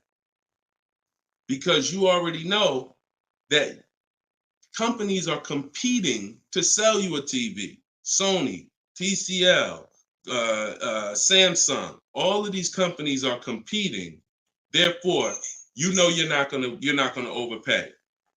That's what we bring to car buying. In a nutshell, y'all, if I can wrap up what I'm trying to show you with Cars from Home, the reason why my brand is called Cars from Home, my book is called Cars from Home, my library is called Cars. The reason is because it's a mindset. It's a mindset. You're bringing the same mindset you would bring to shop for your TV to cars. And you don't overpay. You don't have anybody on here worried about having buyer's remorse for the TV. Look, Fancy Girl, Kiki, no. Look, RJ Newscom, no. Look, Patrice on Instagram, no. So no one on here is worried about overpaying for any of these items that years ago, we used to be worried about overpaying for TVs, but not anymore. So when you start staying at home and getting multiple offers and kill your programming that the car business has programmed you into thinking that you need to go in, then you're going to see how much money you save quicker. Okay? Who's not a good negotiator? As you come on, I want y'all to answer this question. Who's not a good negotiator? I see you, Yayo. I see you. Okay, I see you, Fun Times. Welcome, Tone Bud. Who's not a good negotiator? Just type me if you're just, Deshone, it's not my thing. I'm not really, look, Crow's fan. No, I'm not. What's up, Tom? Julia? So all of these, look, John C on Facebook. No. William on TikTok. No. All of these people are not yet. Danny on Instagram. So what I want to tell y'all is you no longer have to think you need to be a good negotiator to win with buying cars. You're going to start making people negotiate with each other. And that's multiple offers. So if you're buying your next car and it's a new car, you're going to get at least 5 offers from 5 different dealers. And if you're leasing your new car, you're going to get at least 5 offers from 5 different dealers while you're at home. And if you're buying a used car, you're going to stay at home. You're going to look at the entire used car market on all the marketplaces. I teach 8 marketplaces. You need to be everywhere a used car is. These are like if you were buying a TV, to continue to use that example, you wouldn't just be on Walmart.com, but not be on Amazon. You wouldn't skip Best Buy. You wouldn't skip PC. Wherever there's a TV, you would be. It's the same thing. And y'all are going to save more money than you've ever saved, easier. This is how you take control and have your confidence, and you are empowered. Okay? So that's the answer to your question, JC. You don't lose by being at home making dealers bid. You lose by being in dealers going one-on-one. Okay, great question. Shoot the next one up, Dolan. All right, this one is Mr. Martinez on TikTok. Do they require a credit check with the request? Now, that's a good question. They'll make you think they do. Whenever somebody requests your credit for a quote, just know that that's a tactic. This is why you don't want to be in dealers talking. Remember this rule. Never talk numbers for a car in the dealership. Okay? Never talk numbers in the dealership. You want to only test drive the car. Now, it's a little different with a used car. New cars, leases, never talk numbers in the dealership because you have no leverage there. It's continuing to go back. You have no leverage inside the dealership. Now, when you are requesting your quote, you're going to the dealership site. In my book, my book is called Cars from Home, 7 Steps to Saving Time, Money, and Avoiding Dealerships. Everything that I'm teaching y'all is out of one of those 7 steps. Now, when you get to the point where you're getting offers, we're not using third-party websites because dealers pay for those leads. We don't want dealers paying any extra money to a company to get in touch with us. We want to go direct to dealers' websites. This takes 20 minutes. If you do it my way, you're going to the dealer's website. In my book, I have a link to the dealers, each brand. You put your zip code in and it'll pull up all the dealers. Now, as you go to these dealers' websites, you're doing a copy and paste. Copy and paste. And now, what are we saying in that first message? What we want, what we're looking for, when we can purchase. We're not talking about numbers yet. We just want to see who has a car. Now, once we see who has a car, now my strategy that I like you to start using, and some of you who have my book, you've used it already, is the 25 to 5. 25 to 5 is when you're connecting with 25 dealers online, and the goal is to get 5 offers. So, and the reason why we get 5 offers is because 80% are overpriced. So 4 of those 5 offers are usually going to be overpriced. That's when you know you did it right. So when we're getting our quote request, one dealer might say, oh, I can't do it without credit. One of the things we say when we're requesting quotes for a lease is assume tier 1. Now, for those of you who are purchasing, not leasing, you're going to request quotes all in, taxes, fees, everything in. Now, there are people who are going to try to knock you off your game. Some of you know, if you have my book, I have scripts for everything they're going to say, because I used to have to use these templates. You're going to hear stuff like, oh, we need you. When can we get on the phone? Can we just have a quick phone call? My script for that is, I'm going to be handling my whole process from home. I'm only going to be talking to the person who actually makes the best offer. And then you always end with a question. So you will always ask. You never want to end your communication online just end with a statement, because they're trying to get you on their agenda. You're trying to keep them on our agenda, which is, you're either going to let me know what car you have. Do you have a car that matches what I want? Second, once I confirm you have a car that matches what I want, can you give me an offer for it? That's what we want.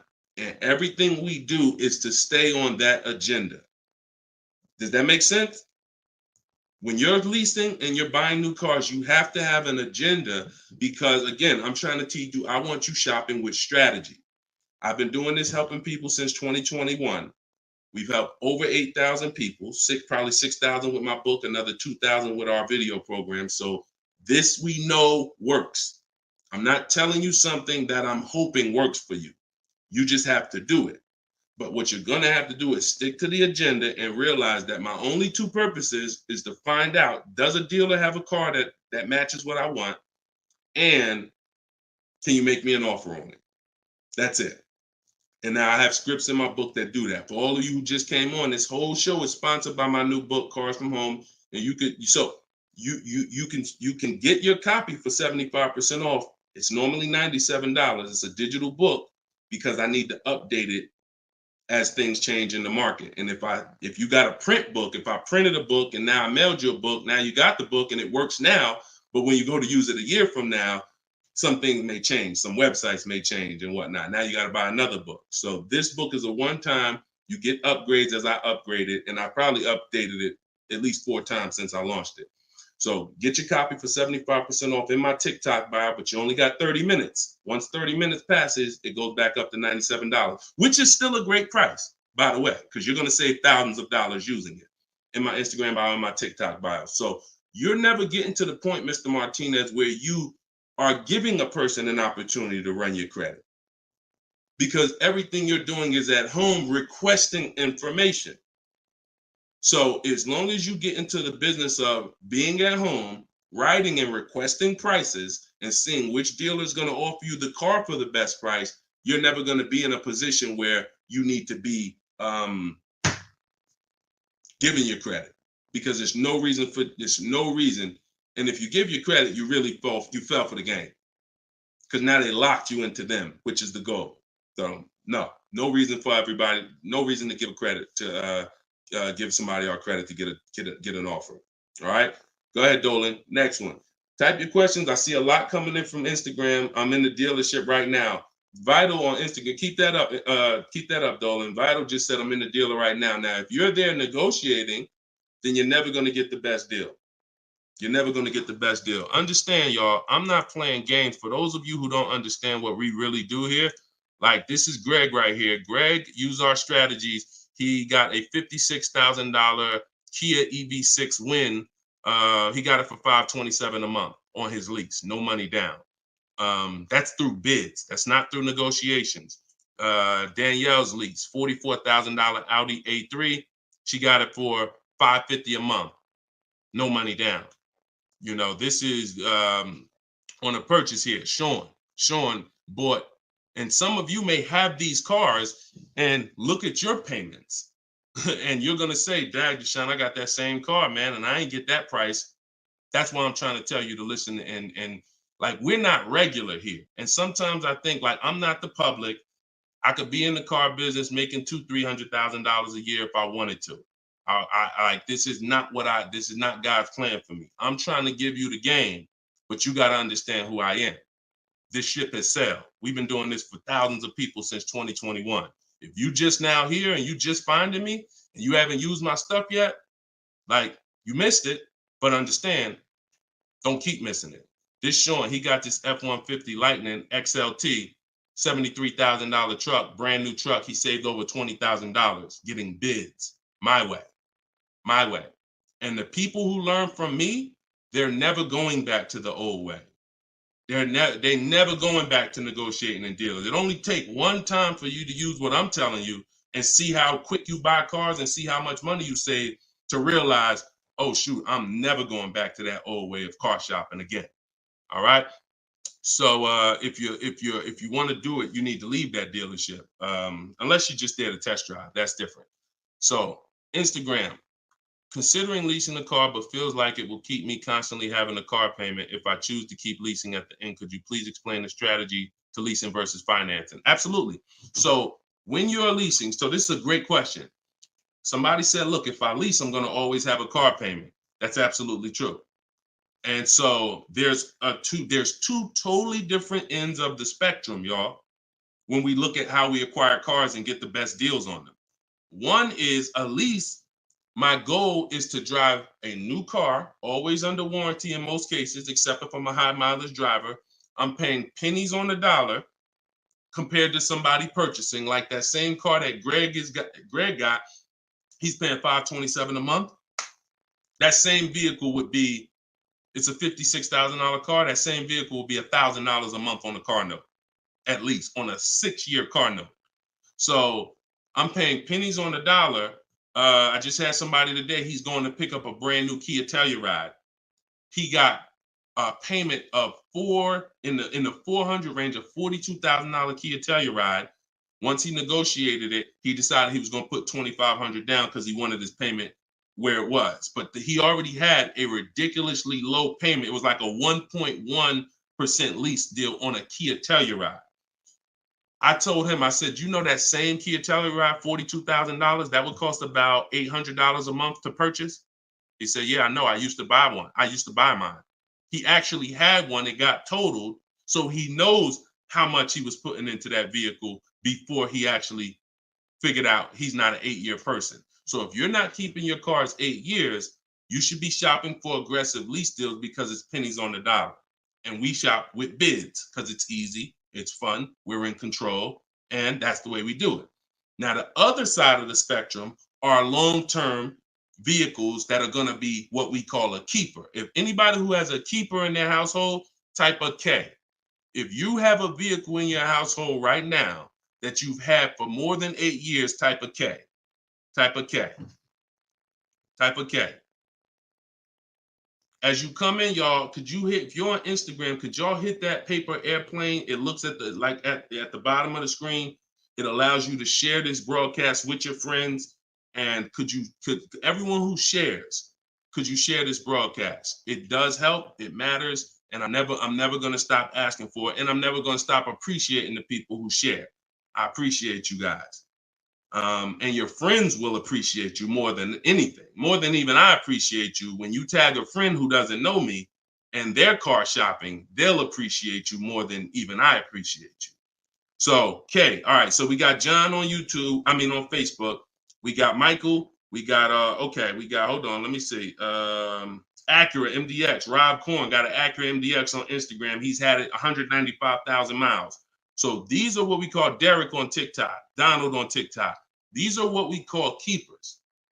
These are vehicles that, someone asked a question about understanding if I always have a car payment, if I lease, can we please explain the strategy of leasing versus financing? I just told you the benefits of leasing. Now, all those benefits come at a price. Now, the other side of the spectrum is the long-term keeper vehicle where now we have outlived depreciation because the unseen expense is the one that's killing you. The unseen expense is depreciation. When you buy your car today for $30,000, tomorrow it's not worth $30,000, right? Tomorrow. You can buy a car today for $30,000 and bring it back to the dealer tomorrow. They're not just giving you your $30,000. You've lost money in one day. That's depreciation. Now you can sit that car outside your house and you can have that car. You don't drive it 1 mile. You never even touched it. And you go out there and a year later, is it worth $30,000? No, right? You never told, but Deshone, I didn't even drive it. But you understand, it's not worth $30,000 anymore. It sat there for a year. Now it's probably worth $24,000. That's depreciation. So some of you have been trained to think, oh, well, I buy my cars because I don't want to pay for the mileage. What I'm trying to get you to understand is when you understand depreciation, you're going to see not only do you pay for the mileage, whether you buy or lease, you pay for the car whether you drive it or not when you buy. Does that make sense? Type clear if y'all are clear so far on this, on these principles.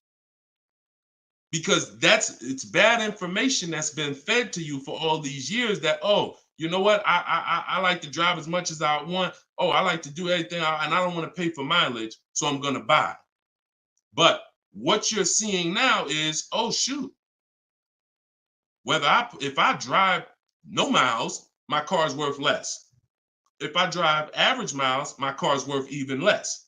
If I drive high miles, my car's worth even less. Depreciation. It's the unseen expense. So now our goal with purchasing the right way and picking whether I'm going to shop for great lease deals or whether I'm going to be a long-term keeper is to avoid where the depreciation loses us the most money. The most money. Look, right here, 3, 4, 5, 6 years, you're losing the most money. This is when you don't want to have bought your car and replaced it, because you're losing thousands and thousands of dollars every year. And now many of you have been taught it's okay to switch cars while you're in here, dropping. But going back to the keepers know, all right, I'm switching cars when my value is like this, my depreciation. So all of you who said out there that you got a car that you've had for 8 years, 10 years, 12 years, now you're gonna, here's what proves to you what I'm saying is true. The keepers, which is why I'm trying to get you guys out of that middle, all you 3, 4, 5 year people, 6 year, 7 year people that do not lease. You don't keep your cars long enough to outlive this depreciation, but you don't lease. You're losing the most money by far, thousands and thousands of dollars every car you buy in resale value, because you flip cars, try to trade them in while you just lost thousands and thousands of dollars.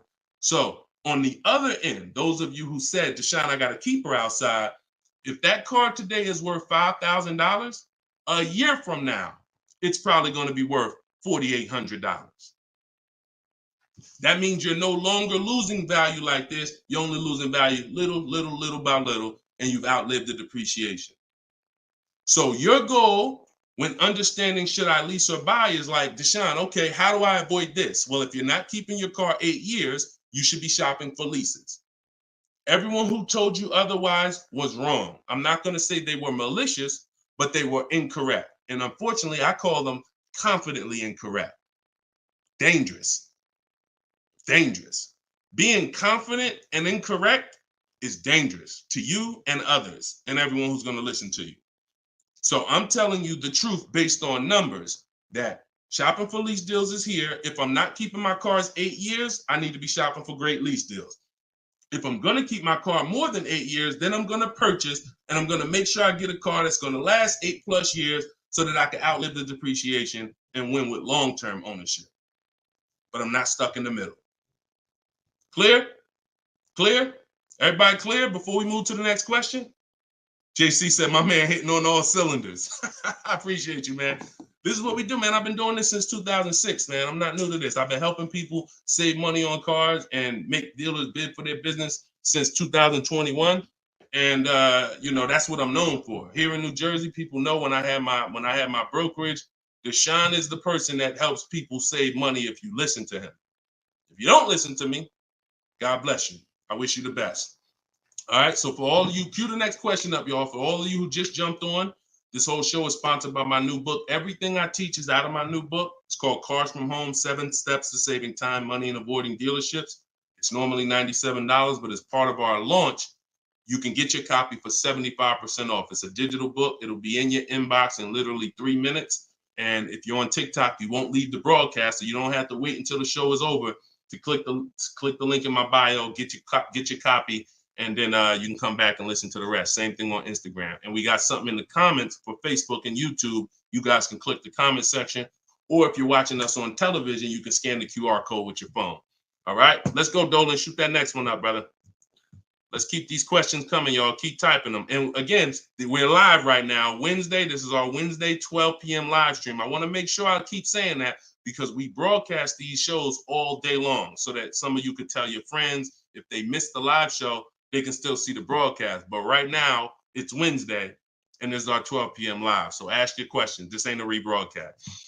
JC said, could you please share with us your insights on how to best eliminate dealer add-ons, addendum lists from the deal?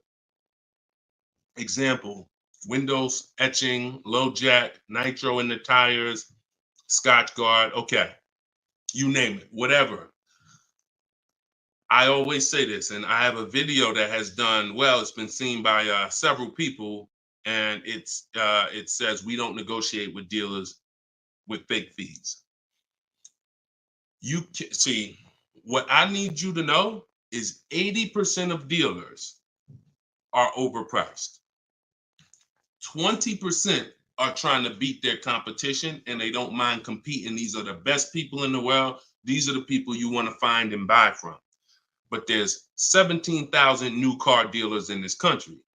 There's 100,000 used car dealers in this country. Somebody tell Isaac on TikTok that we just answered that question. So if there's 17 million new car dealers in this country, 17,000 new car dealers in this country, and 100,000 new car dealers, used car dealers, and 80% are overcharging, then you need a strategy to find the 20%. That's another reason why you cannot walk into a dealer and think you're going to get your best deal, because you don't know. You have a much higher chance of finding an 80% than you do a 20%. Does that make sense? It's more than likely when you walk into a dealer and you request a quote, or you request an info, even the dealer that you've been buying from, they're going to say, it's more than likely you're dealing with an 80% dealer, just based on the sheer numbers. It's not 50-50. And like I said, I've worked with 8,000 people since 2021.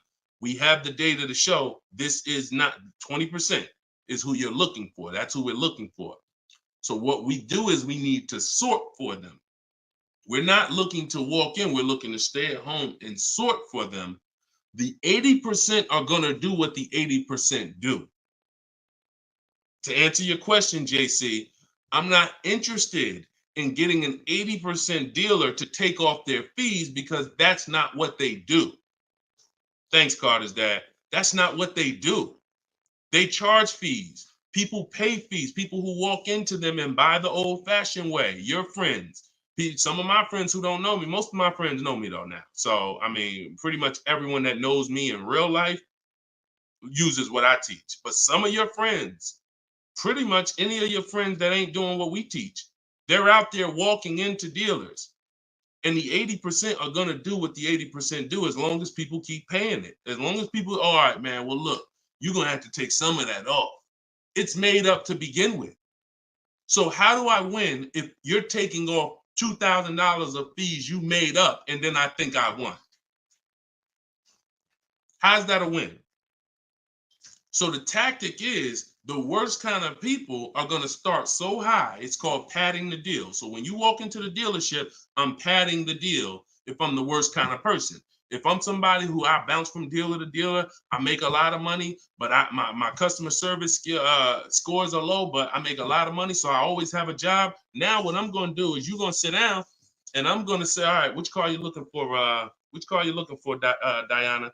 All right, Miss Roberts. All right, here's what we're going to do. Okay, so it's going to be working out about $650 a month. All right. Shoot, that seems kind of high. Here's the problem when you're in a dealer. You don't even know if $650 was the right starting point. Maybe the real starting point was supposed to be $550.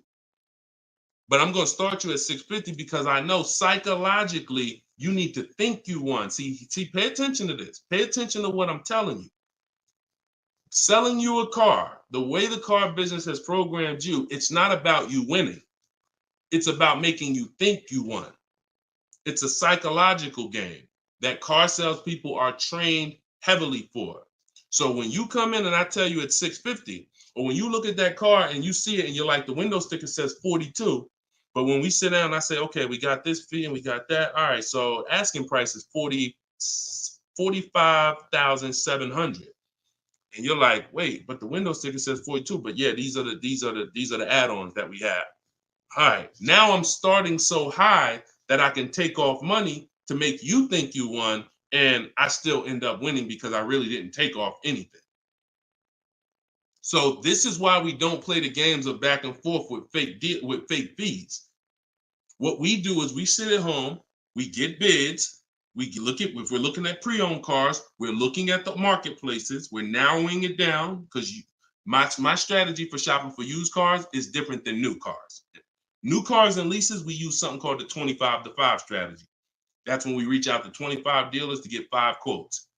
Used cars, we use the multiple marketplace strategy, where we go to all the used car marketplaces and now we look at what the low price is in the market and we sort it down to our top 3, top 5. And then we take it, we got to make sure there's no fake fees on them, because that's a tactic they'll use on used cars. Fake fees, put a price out there. So everything is a screening process. That's what I want you using, a screening process, a sorting process, so that the best deal reveals itself. You don't negotiate for it. But we don't try to turn 80% dealers to 20%. They're never going to be that. Maybe they will if we change the whole industry, and they won't be able to keep their job if they don't change. But for today, 80% dealers are going to do what 80% dealers do. That's not our job. Our job is to find the 20%. Clear? Good question. Great question. Shoot the next one up, Dolan. We're live, y'all. This is Wednesday. This is episode 5 of Car Shopping Questions and Answers. We don't usually do a live show Wednesday. It's usually Monday, Tuesday, Thursday, and Friday at 12 and 3 Eastern time. So that's the schedule. If you're like, man, Deshone, I want to make sure I tell my coworkers, I got people in my church, they need to see this. Tell them Monday, Tuesday, Thursday, Friday, 12 p.m., 3 p.m., we're here live. But all day long, we rebroadcast these lives so that even if they miss it, they can watch the show and watch the rebroadcast. Go ahead, Dolan, shoot the next one up. What if your car is damaged and you want to trade it? Okay, great question.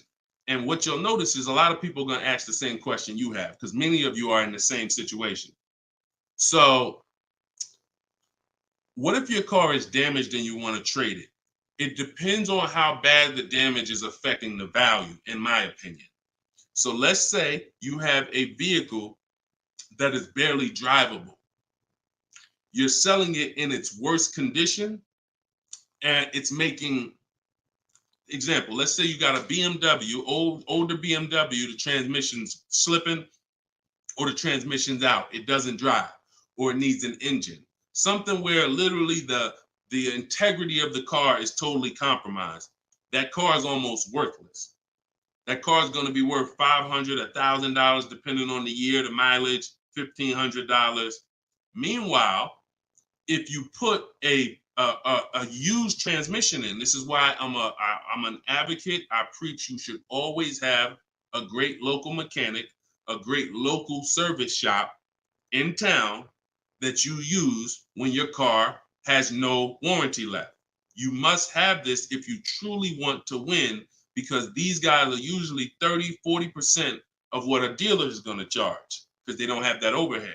So what I'm doing, if I got an older BMW, no transmission, a Nissan, no transmission, I'm going to get a transmission from a salvage yard to get a used transmission, a used engine, pay $2,500, drop that in, and then sell the car like that.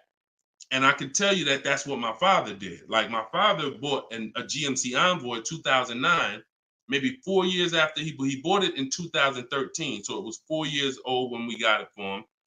Then maybe 3 years after that, the engine went. So he got a used engine.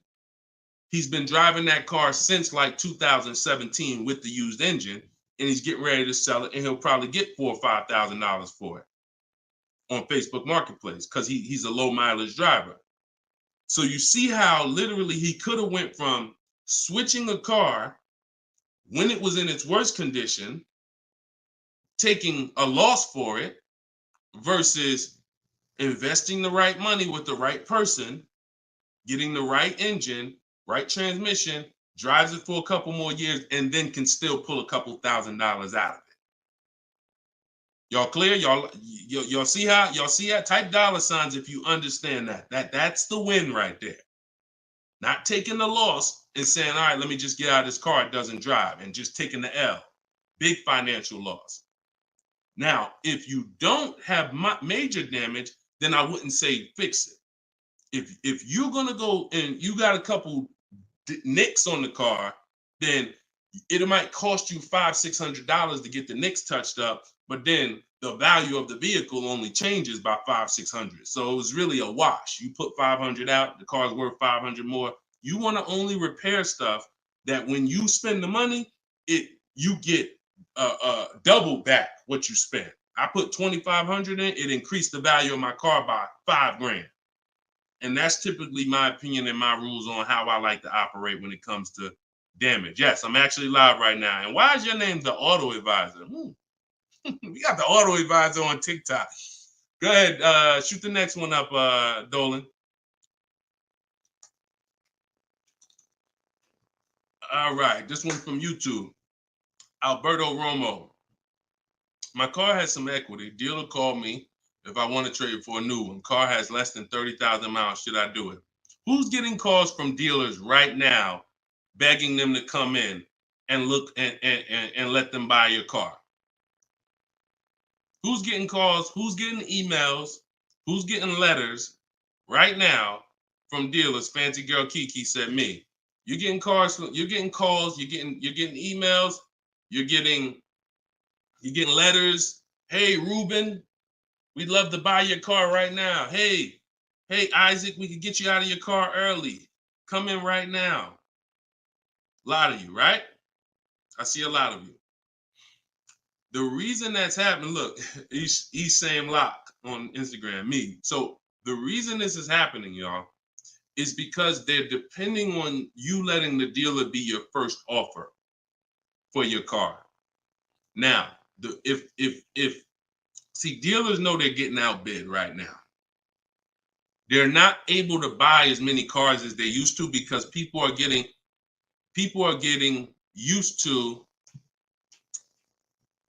I mean, it's almost a curse word in my book. We don't use this word. We don't use the word trade. And some of you who have seen me in the past, you know we don't use the word trade. There's only one scenario where we need to trade, and that's if we have too much negative equity. The reason why we don't trade is because trading is not a bidding system. There's 3 transactions that you've been trained to give to a car dealer. One is buying a car from them. That's its own transaction. I bought a car from you.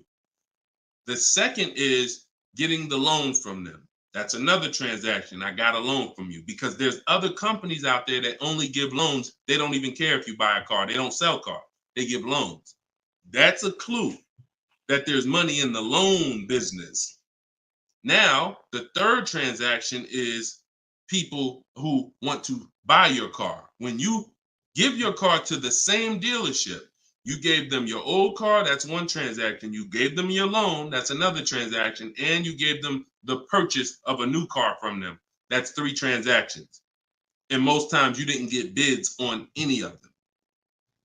That's how you're losing money. You're probably losing $2,000 here, probably $1,500 on the loan, and then maybe another $1,000, $1,500 on your car that you gave to them. Hidden money. See, I'm not just here to teach you how to car shop from home the right way, strategically using my system. I'm also here to reveal to you the hidden money that you haven't seen in your car deals. So you got to stop doing combining transactions. That's why we don't trade. We get offers in my book, step 2. My book is 7 steps. Everything I teach is 7 steps. Those 7 steps won't change. First step is most important question. That's leasing versus buying. How many years you keep in the car? Second step is equity assessment. I need to get offers for my current car, my current lease, see if I have any equity, see if I can break even, or see if I have negative equity. Third step is deal structure. I need to find out how much this car is supposed to cost if I get a deal on it. I'm budgeting for a deal. See, we don't budget based on how much I could afford. I'm budgeting, I'm looking at a car if I'm going to lease and saying, if I'm leasing, this is what a good deal would be on this car. I'm budgeting if I'm purchasing, this is how much I'm coming up with. Watch this. Many of you go in and I only want to spend no more than $500 a month. Or hey, I only want to spend no more than $30,000. You end up spending $570, or you end up spending $31,500. Or they say, hey, yeah, we got you to $30,000, but what about the taxes? All right, well, I guess I'll just put that on a credit card. So you end up going over budget because you shop with your max budget in mind. We never shop with our max in mind. We shop with multiple goals below our max so that we always, no matter where we land, we're under our max budget. That's step 3. Step 4, we do something called shopping, not buying. We don't mix the two with my system. Shopping is deciding what you want. Buying is step 5 when we go into the market and we start getting offers on what we want. But when you get to step 5, you're in the market getting offers. Step 6 is paperwork and protection. All that paperwork that you need to know. All right, do I need this product? Warranties, all of that is step 6. And then step 7 is delivery. So everything I'm teaching you falls under one of those 7 steps. And I'm trying to get you to use a system instead of winging it. If you don't wing it, you'll be fine. But step 2, Alberto, is the equity assessment, where you're getting offers to find out what your car is worth. You can give the dealer an opportunity later to beat it, but you need to know. That's why we don't respond to those. Hey, come on in. Let me look at your old car. Let me buy your old car. Hey, come on in. Let me see. You need to call your bank for a payoff, and you need to go to CarMax, Driveway, Carvana, Kelly's Blue Book Instant Cash Offer, AutoNation, Sell My Car, Car Guru, Sell My Car. Take you 20, 25 minutes to do your equity assessment, and you got real cash offers that you'll know if I have equity in my car, and you'll know these people can cut me a check in an hour. And now let me go prepare to shop for my replacement car because these companies already bid on my old car. Type clear if y'all are clear on that. That's the equity assessment. That's my 7-step system. That's why my book is called Cars from Home, 7 Steps to Saving Time, Money, and Avoiding Dealerships. All right. All of you could get a copy. You could get your copy for 75% off. It's normally $97, but as part of our launch, you can get it in my TikTok bio for 30 minutes for 75% off. Once the timer goes back up, once the timer expires, it's back up to $97. So get your copy before the timer runs out. Same thing with Instagram. Go to my Instagram bio. You'll have it 3 minutes and you come back to the show. And if you're on Facebook or YouTube, we got links in the comment section for you. All right. Great question, though. Look, go ahead. Shoot the next one up, Dolan. It said, this man, bro, spitting gold fire for real. I hope this isn't going over anyone's head. Me too, bro. Listen, me too. Keep that question up. Fancy girl Kiki from TikTok. But me too, bro. Like, I'm sitting here, man, and I pray every day that the Lord help me to look. I want you to even see. I gotta unlearn. That's why I represent this brand. I got to unlearn. Like, I have been programmed, and the people who programmed me have actually programmed me because they make more money by me staying programmed. So some of you, it's unfortunate, are not going to spend $24. You're not going to spend $24. Now, I had people get the book for $97. It's people that might be on here that say, man, I got the book before we even had this sale. $97, but some of you are not going to spend $24 to get the book. But you want to go into a 5-figure transaction, a 5-figure, $10,000, $50,000, $100,000. Some of you who are buying luxury vehicles and exotics transaction, but it's something about not, and that's just unfortunate. All right, fancy girl Kiki from TikTok. Is it true that you can have your down payment go towards your payments? So all right. So when we're working out our loan, again, this is still combining the loan and the purchase of the car. Because when you're actually trying to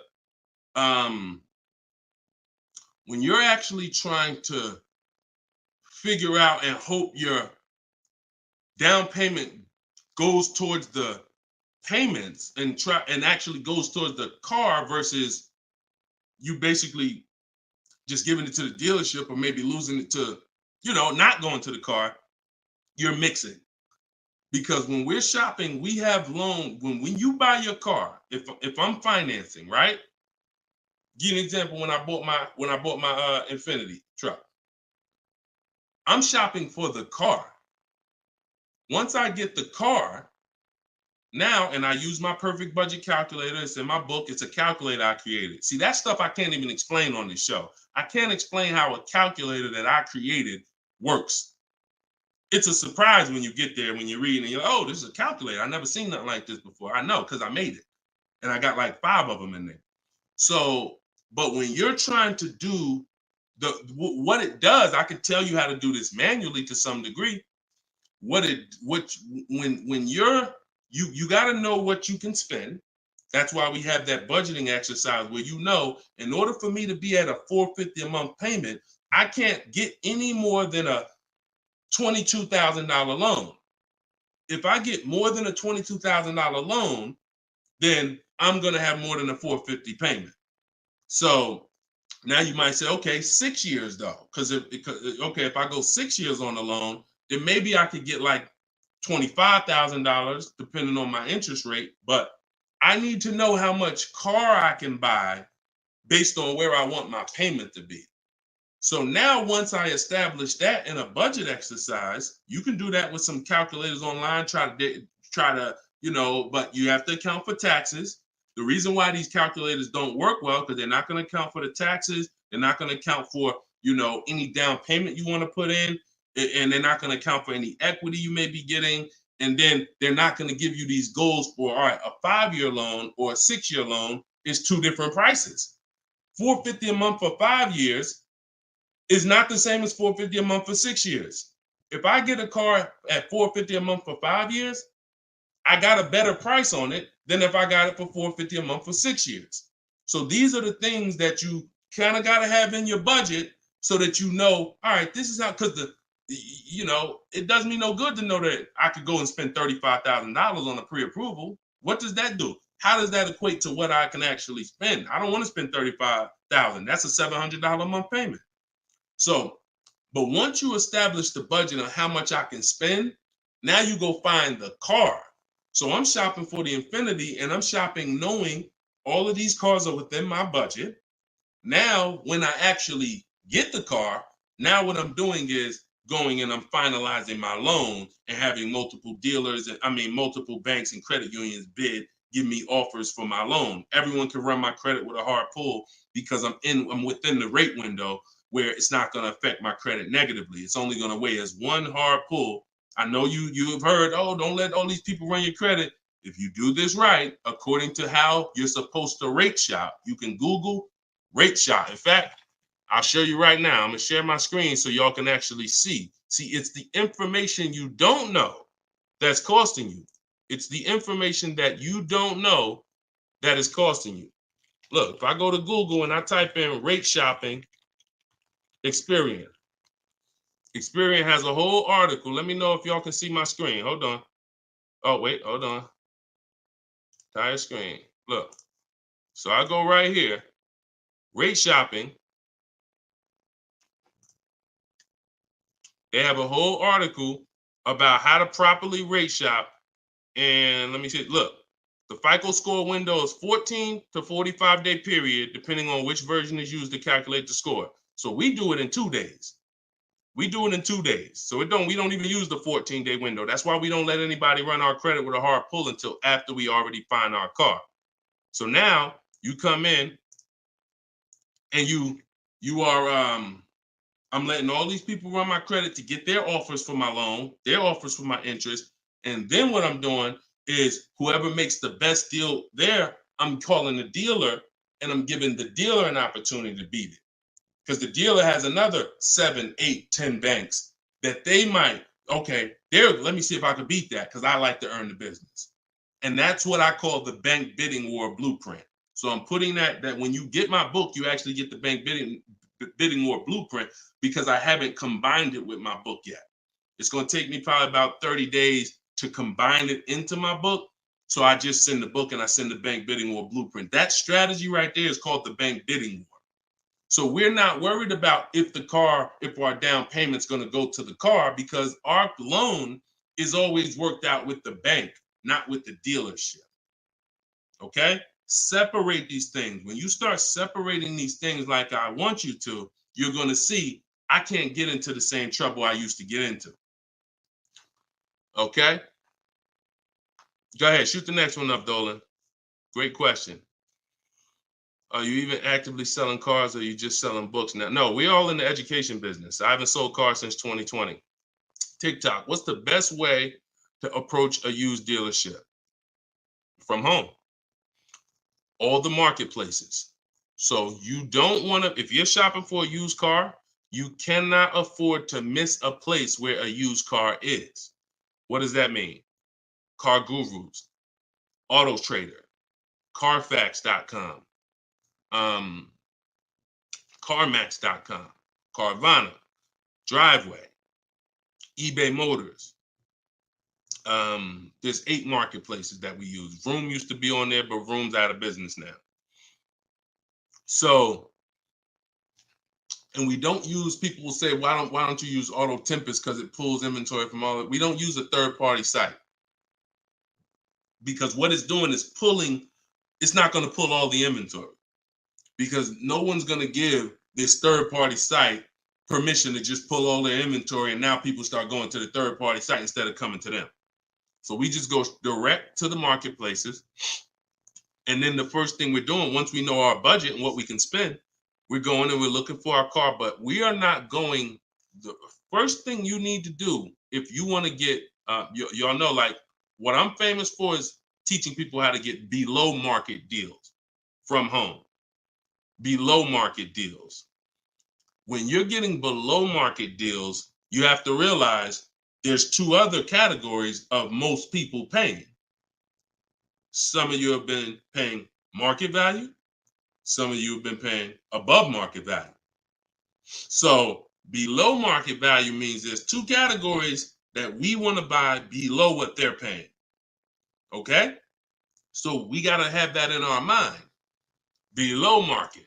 Like when you look at Eddie. Look at Eddie. This is 2023. This was last year. Still coming out of low inventory. He got a 2023 Camry hybrid. And the hybrids last year, they were on fire. On fire. Like, so they were still charging $2,000, $3,000 over sticker price for the, he got $2,086 under MSRP getting bids. That was his lowest bid. Okay? He said, I had a 1-week window. So those of you who are like, Deshone, I need a car in a week. When you get bids, it ain't nothing. He said, I actually completed the process in 4 days. So below market deals where people are paying sticker price and they think they won. You know what? Hey, you know what? The best deal is, at least I didn't get a markup, sticker price. Now, let's get back to approaching the used cars. When we open up when we get in used cars. Oh, wait a minute, yo, banana dad, you funny, man. So when we get in used cars, so our goal before we could get a below market used deal, we have to know what the market prices are.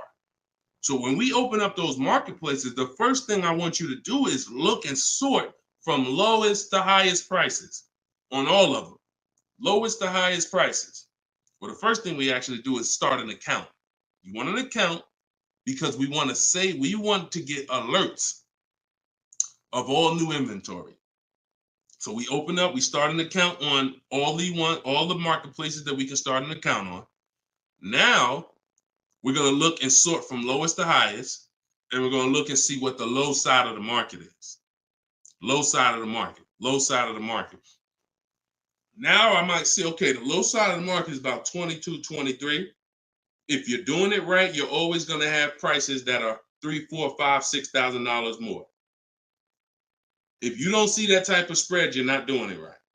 So now we know this is the low side of the market. Now here's what comes with the low side of the market. Bad Carfaxes, frame damage, salvage titles, sketchy history, Damaged cars, that's good. That's what comes with it. What we're looking to do is see where those cars are priced at, and we're looking to be right above them. And from there, we have a particular system of how we're going to sort based on title history, service records, extremely important. We will not buy a used car without great service records. Then we go to accident history.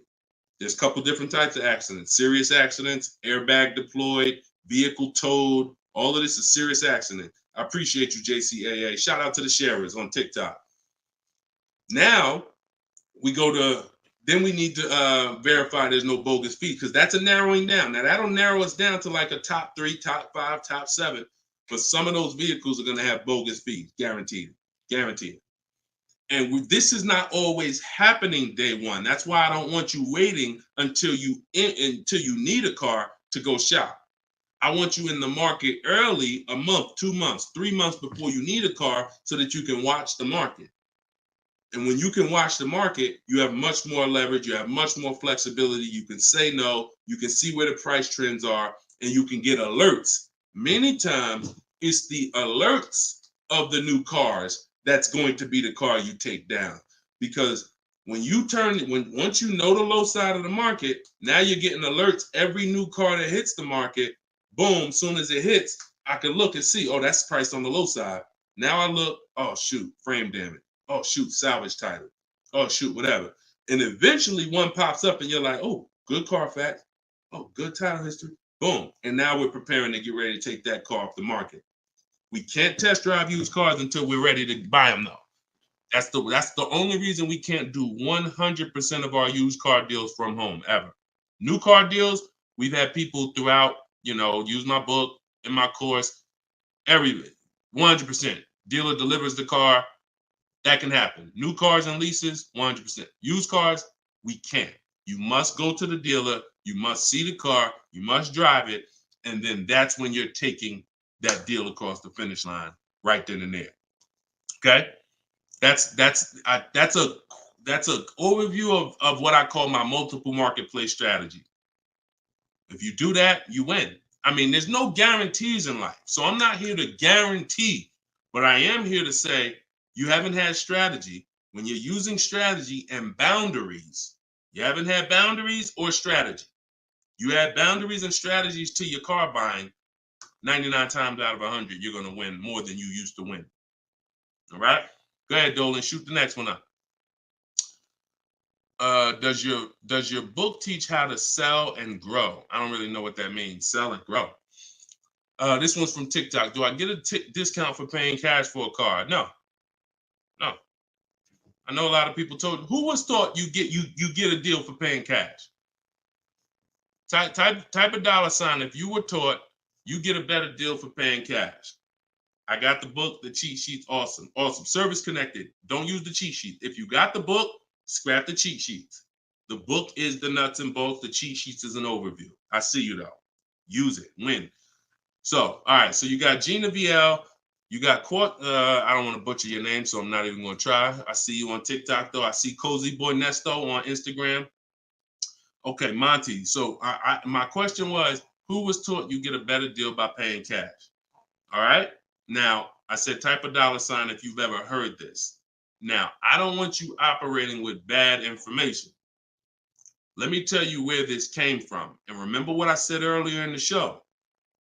Earlier in the show, I told you, the car business is not about you winning.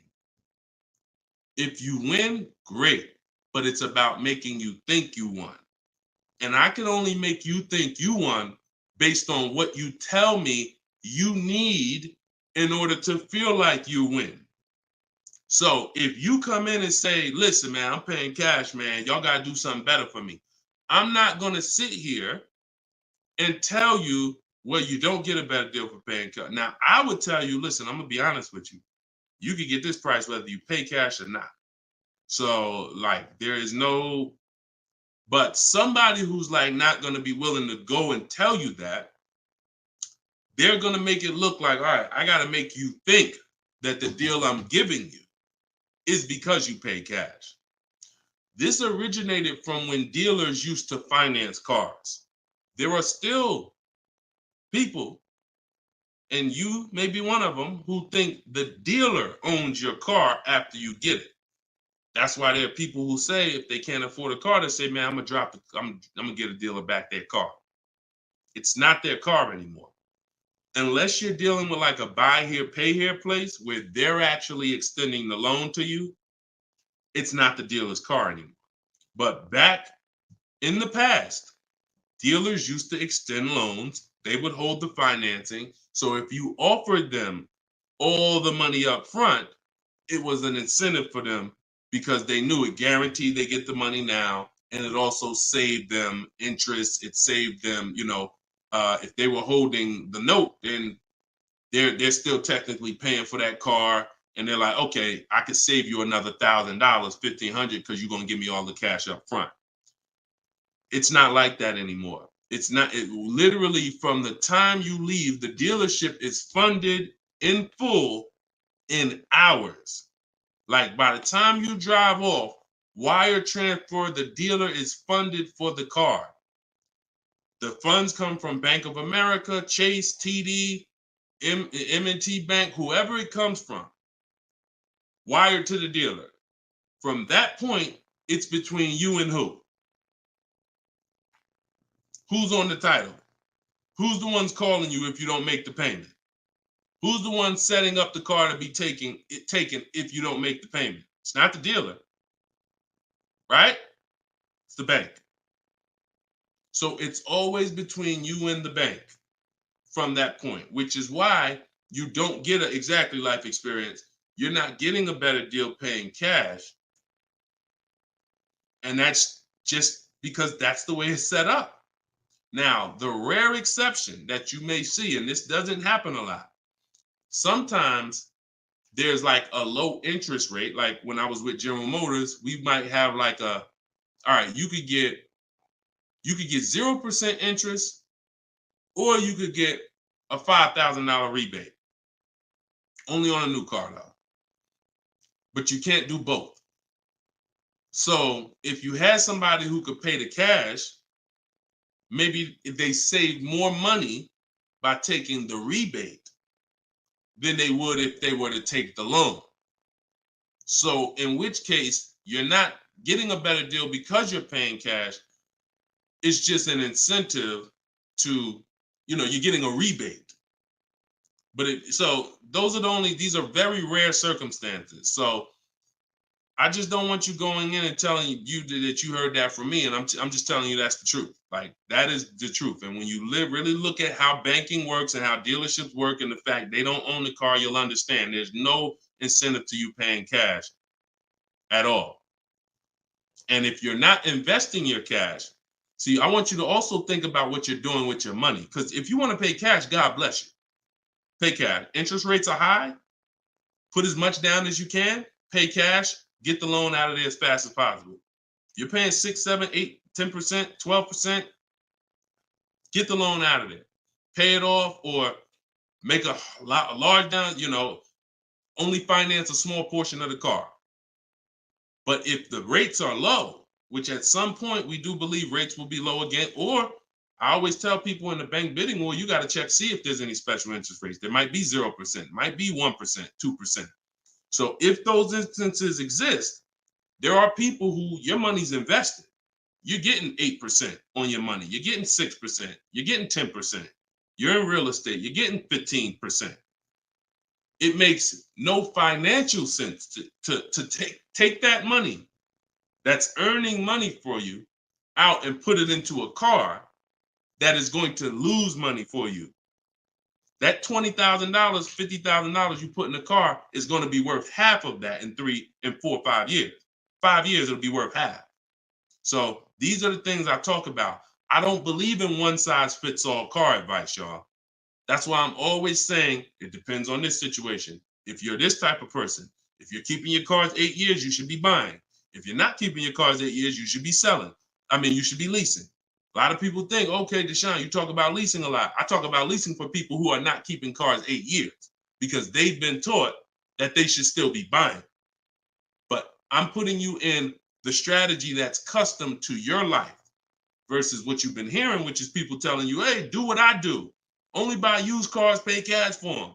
Now, that's your situation. So anyway, so all of this is out my book. Cue the next question up, Dolan. We got a couple more minutes and then we'll wrap. All of this is in my new book, Cars from Home. It's called 7 Steps to Saving Time, Money, and Avoiding Dealers.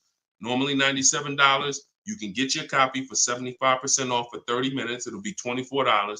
And everything I teach is in there. You know, everything that my video my students in my video course have had, my coaching. This is the same 7-step strategy that we use to get these below market deals. And I've been showing them throughout the show. So if you just jumped on, like we've been showing these deals throughout the show. All right. Go ahead, shoot the next one up, Dolan. How can we eliminate dealer ad? Oh, we did that one. Yeah, we did that one from YouTube with the dealer add-on. This one's Dakota from YouTube. I have a Malibu Chevy, still drives good. However, the dealer is banged up as well as a few scratches. The door is banged up as well as a few scratches. I mean, if it's cosmetic, if it's banged up, I won't worry about the few scratches because the few scratches is really what's normal. And you know, people expect you to have normal wear and tear on the car. Some people think, hey, if I have a, you know, even with leasing, you're allowed to have wear and tear, a couple nicks, dings, they allow that. They don't expect you to bring the car back perfect. Same way with this. But if it's a big dent that would be an eyesore and you can get a company like Dent Wizard or something like that to come pop the dent out, then I would do that. That might be $200, but it might make a buyer pay, you know, $1,000 more for the car. Because if I come and I see the doors banged up, I probably want $1,000 off depending on what you asking. But if I come and see you done smoothed it out, now you could ask, and I'm less like, you know. So that stuff that you can put a little money in that gives you a bigger return when you go to sell a car. Okay, in my opinion. Okay, show and tell. I have the book. Is Maps Academy different? Yeah. Maps Academy is my video program. The book is the 7 steps. I have a video library that's 7 steps in video, and then Maps Academy is, you know, my video program, and I coach people. So we do these Zoom calls, so we make sure we answer questions. So I always say, get in where you fit in. You know, get in where you fit in. I don't care how you get the information. Get the information. You want to get it from my free videos on social media. You want to cycle through those. I got hundreds of them. Piece things together. Get in where you fit in. You want to be on the live show. Try to piece it together. You want to get the book. You want to be in the video library. You want to coach with me. Whatever. That's what I'm saying. It's no excuse. It's no excuse for any of you not to be getting below market deals when the information exists. And it's thousands of people that testify about me. I'm not new here. We got over 2 million followers. If I wasn't helping people, it would have been out by now. Somebody would have wrote by now, oh, this guy don't do what he said. I got thousands of people around this country, testimonials, hundreds that we done just grabbed, boom, boom, emailing us, yo, look at my deal, look at my deal. So it's just, you are just now discovering what we do. But understand, we've been doing this. All right. All right. All right. Go ahead. TikTok. What would be the sweet spot year in buying a used large SUV, Suburban or Expedition? Much as you could afford. You see, so when you look at quality, this is why I like to have multiple goals. Because what I like to do is I like to have a goal, right? 5-year loan, no down payment. That's one price. 6-year loan, no down payment. That's another price. 5-year loan with the money, you know, I might say, okay, if I have to, I can put $5,000 down. You know what I'm saying? Some of you, that's realistic. That's how you look at it. Man, if I have to, I got $3,000 I can put down. If I don't have to, I don't want to. That's why when you use my perfect budget calculator, which is in my book, step 3, when we're budgeting, we're deal focused budgeting. Here's what you want to know. If I want to be at $450 a month, how much is $450 on a 5-year loan, no money down? All right, that's one purchase price. Now, second tier, $450 a month, no money down, 6-year loan. I told you, I pay more if I had $450 for 6 years than I $450 for 5 years. So that's the next step up. Then I say, okay, 5-year loan using my down payment money. And then my max budget would be 6-year loan using my down payment money. But understand, I'm still under my max budget. I don't care if I have to go, and then we have another step where some of you have an old car. You have an older car, you're going to be selling it. You got 3,000 equity, you got 5,000 equity. That's also in there. So then it'll be no down payment, no equity. No down payment, no equity, 6 years. Down payment, no equity. Down payment and equity. See, all of this is below my max budget. Once I do a 6-year loan, my down payment and my equity, I'm not mad because I'm still under my max. Now, if I go above that now, if I wanted to do 5 and now I'm doing 6, or if I want to do $450 a month and I'm doing $480, now I've gone above my max budget. So my system for purchasing, we use this for new cars, used cars. Anybody who's getting a loan, this is what we do. This is in my book. My calculator generates those 6 goals for you. So when we say sweet spot, my first target is that first goal. That's my first target. When I went shopping for my Infiniti, I was looking for a car under that first price. Couldn't find it. Jumped up to the next tier. Couldn't find it. Jumped up to the next tier. And it was my 4th goal is where I found this one at. But I still had like $4,000 or $5,000 more that would have kept me below my max budget. So that's how you want to do it. Shorter loans, no down payment. Longer loan that I'll take is 6 years. I never recommend anything longer than 6 years. And then we start adding those resources that we have to it. And then once we tap out at the top, that's our max budget. 6-year loan, the most down payment money. And then if I have any equity for my car, I'm putting that all into the deal. And then as long as I find a car in any of those, and that's usually like a $10,000 to $15,000 spread, depending on, how much resources you got. That's a couple $1,000s right there. So that gives you the room to bump yourself up without letting a car dealer bump you up over your budget. All right? That's why it's called the perfect budget calculator. And I invented it. All right? Praise the Lord. Listen, I appreciate y'all. We've been on for about 1 hour and 15 minutes. We do these shows live Monday, Tuesday, Thursday, and Friday. Wasn't going to do one today, but you know what? I said, it's Wednesday. Let's jump on. Let's do a live. Let's get some questions. Let's get as many as we can. But this is what we do, y'all. You could tell your friends 12 o'clock and 3 o'clock, Monday, Tuesday, Thursday, Friday. You can meet me live on any of my platforms, Facebook, TikTok, Instagram, or YouTube. And we'll be doing this live Q&A to make sure you guys get what you need to save money and get below market car deals. That is the goal. So for those of you who like Deshone, I appreciate the show, but I want everything in one spot, man. I don't want to even have to come back to this show anymore. That's all in my new book, Car Shopping. It's called Cars from Home, 7 Steps to Saving Time, Money, and Avoiding Dealerships. You can get it for 75% off in my TikTok bio. It'll be in your inbox, and everyone who gets a car, who gets a book, right when you purchase, I give you a support email. So on that last page, you'll see a support email. If for some reason I don't give the support email out to the public because people just be emailing me with questions and all that, I don't do DMs.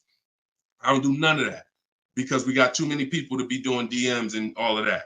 Once you purchase this book, you get a support email. If for any reason your book doesn't arrive in 5-10 minutes, check your spam, check your junk folder. But if it's not there, then email us at support and we'll make sure we get you a copy right to you. All right. So use this information, get your book for 75% off. You won't pay the full $97 in my TikTok bio, in my Instagram bio, or in the comment section on YouTube or Facebook. We got a link in the comments for you, or you can scan the QR code. But that's what we do, y'all. Below market deals. That's the goal. Keep unlearning, keep relearning. I appreciate you. All right. See y'all on the next live.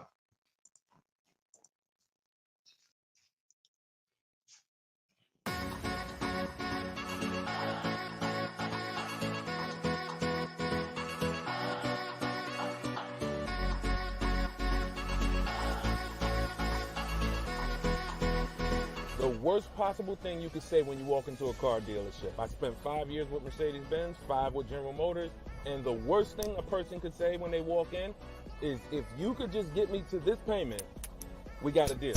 So your loan's probably still like 19, which means you got to pay to get out. You're upside down. It's called negative equity.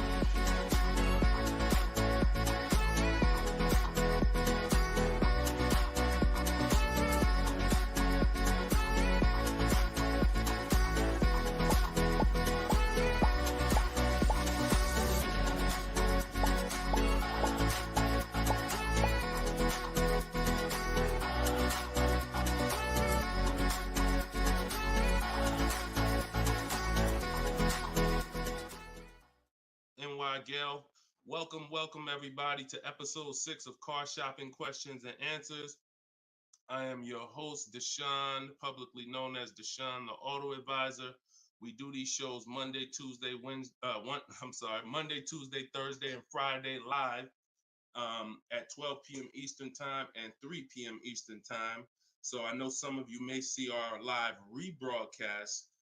That's for you to tell your friends about. That's when you can't make the show, you catch the rebroadcast. But those are the times that we're live. If you don't know me, I'm the author of the digital book Cars from Home, 7 Steps to Saving Time, Money, and Avoiding Dealers, currently rated 4.94 on Goodreads.com. So thank you to everyone who has reviewed the book, the digital book. All of you can get the copy for 75% off during the show for the next 30 minutes. You'll see when you click the link in my TikTok bio, there is a link, there's a button for you to get 75% off. So you won't pay the normal $97 price. Same thing with Instagram. And you guys on Facebook or YouTube, you can click the button in the comments and you can get your copy. So come on in, start typing your questions. We do this, we do rapid fire Q&A. I see a lot of people coming on the TikTok, and we got Dolan pulling questions. So no matter where you're watching us from, type your questions and we're going to pull them into the live show and we'll get them answered right now. All right. So I'm excited about this show. I see we're continuing to see people getting below market deals. If you don't know that the goal is for you to get below market deals, and the goal is for you to not spend more than 30 minutes in a car dealership. I spent 14 years in car dealerships. So you're not learning from somebody who's just like you. I'm just like you in that, I buy cars, I lease cars. That's the way we're similar, but I'm an insider. I'm an auto industry insider. My business for 14 years plus was in car dealerships. So start typing your questions. Let me tag everybody on Facebook and let's get down to business. Okay, whenever we get the first one, Dolan will put it up. Let me just tag my people here on Facebook. All right, there we go. Okay, what's up, Skinner? Good to see you. What's up, Angel? What's up, Jill, man? Good to see you. Yep, what's up, Jason? Great to see you. All right. Brother said he's been doing it. Oh, what's up, Auto Advisor? Good to see you. Absolutely. All right, y'all got to type fast. I know you probably, and try not to make your questions long. Try to get all your question in one shot, but try not to make it too long where it can't fit in. All right, this one's from TikTok. Isaac from TikTok said, best current APR rate for tier A1 credit. So the best APR is always going to come through getting bids. Now I know this is new. This is new to most of you. But getting bids is how you're going to get your best and guarantee your best car deal, your best loan. So I'm going to lay out this process we call the bank bidding war. And if you follow this step, you'll be able to have 10, 15, 20 banks and credit unions bidding for your loan. And then you'll be able to pick the best one. And the way you do this is extremely important, because if you do this right, then it's only going to have the same effect on your credit score as one hard inquiry. So think about what we're saying. We're going to allow multiple people to access our credit with hard inquiries, but at the end of this period, after we get our car, the weight on our score, the effect on our credit score is going to be one hard inquiry. So the first thing, there's 3 rounds in the bank bidding war. The first round is to always check and see if there's any special interest rates or special promotional rates that are being advertised for the car you're looking for. So let's just say you're shopping for a, Kia Telluride. You're gonna now check and see, is there any special interest rates? 0%, 0.99%, 1.99%. All of these rates are like a finance rebate. That means there's no bank or credit union that's gonna beat them. So this is the first round. So if we do get a special interest rate there's no reason for us to even shop for interest rates other than that. Because again, no bank, no credit union is beating 1.99, even 2.99. Now, here's what you have to check when we do that. How long is that loan? Because some people might give you 1.99, but it's only for 36 months. And some of us are not going to take a loan for 36 months because the payment's going to be too high. You might need a 5-year loan or a 6-year loan. So we're not just looking for if there's a special interest rate, we're looking for what is the term. Shout out to everybody coming in. This is our Thursday, April 18th, episode 5, live car Q&A. So we're actually live right now. This isn't a rebroadcast, so you can come on in and start typing your questions. And we're talking thousands over here, not hundreds. Okay, so that's round 1 of the bank bidding war. Now, let's just say we do that and there's no special interest rates. Now we're moving on to round 2. But round 2 comes after we find our car. So once you find your car, no one has touched your credit with a hard inquiry yet. Pay attention. You have not heard me say at any time hard credit pull at all. When you're shopping for your cars, no hard credit pull. Nobody's running our credit while we're shopping.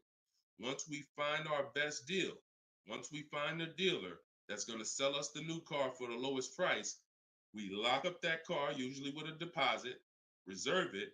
And now what we're doing is we're telling the dealership, I'm going to take this buyer's order. You're going to get a buyer's order. You're going to come home. And now you're going to now the second round of the bank bidding war is about to start. You're going to come home. You're going to call your bank if you have one, or your credit union. This is when you're going to let them access your credit. Because if you've ever tried to actually get a bank to tell you what the interest rate would be, like a pre-approval, many of them, and if you've experienced this, I want you to type a 1, many of them will say you need to have a car first, right?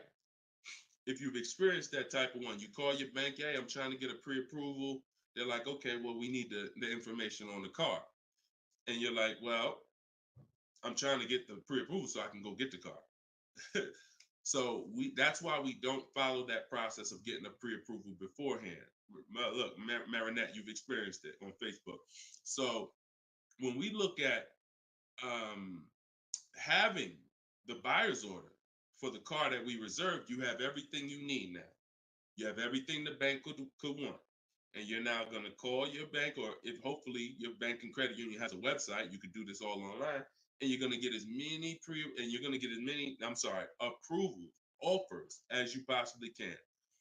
In my book, I list a couple: your bank, your credit union, online banks, Lightstream, community credit union, everybody who can lend in your state, you want them bidding.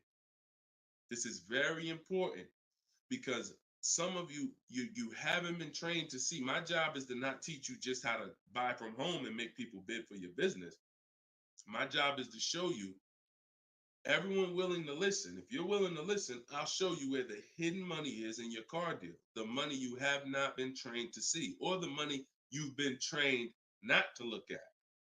And the people who have trained you not to look at this money are usually the people that's making the money. So you have to see that one point. Let me give you a scenario here. Let's go to an auto loan calculator so you can see how much money is just in your car loan. Just in your car loan. And we're going to do a couple different interest rates so y'all can take this serious, and you'll see why you need to be getting multiple bids for your interest. So if I'm buying a $30,000, if I'm looking to borrow $30,000, let's take $30,000 for an example. Average, pretty good average. Average price of a car is probably higher than that, but let's use 30. Now, if that interest rate is 5.99, total interest paid is $4,791 over the course of 5 years at 5.99. If the interest rate is 7.99, total interest paid is $64.89. That's over $2,000 difference. 2 points, $30,000 loan. Now, some of you are going to be borrowing more than that. Some of you are getting $50,000 loans. Interest at that same 7.9 on a $50,000 loan is $10,815 over 5 years.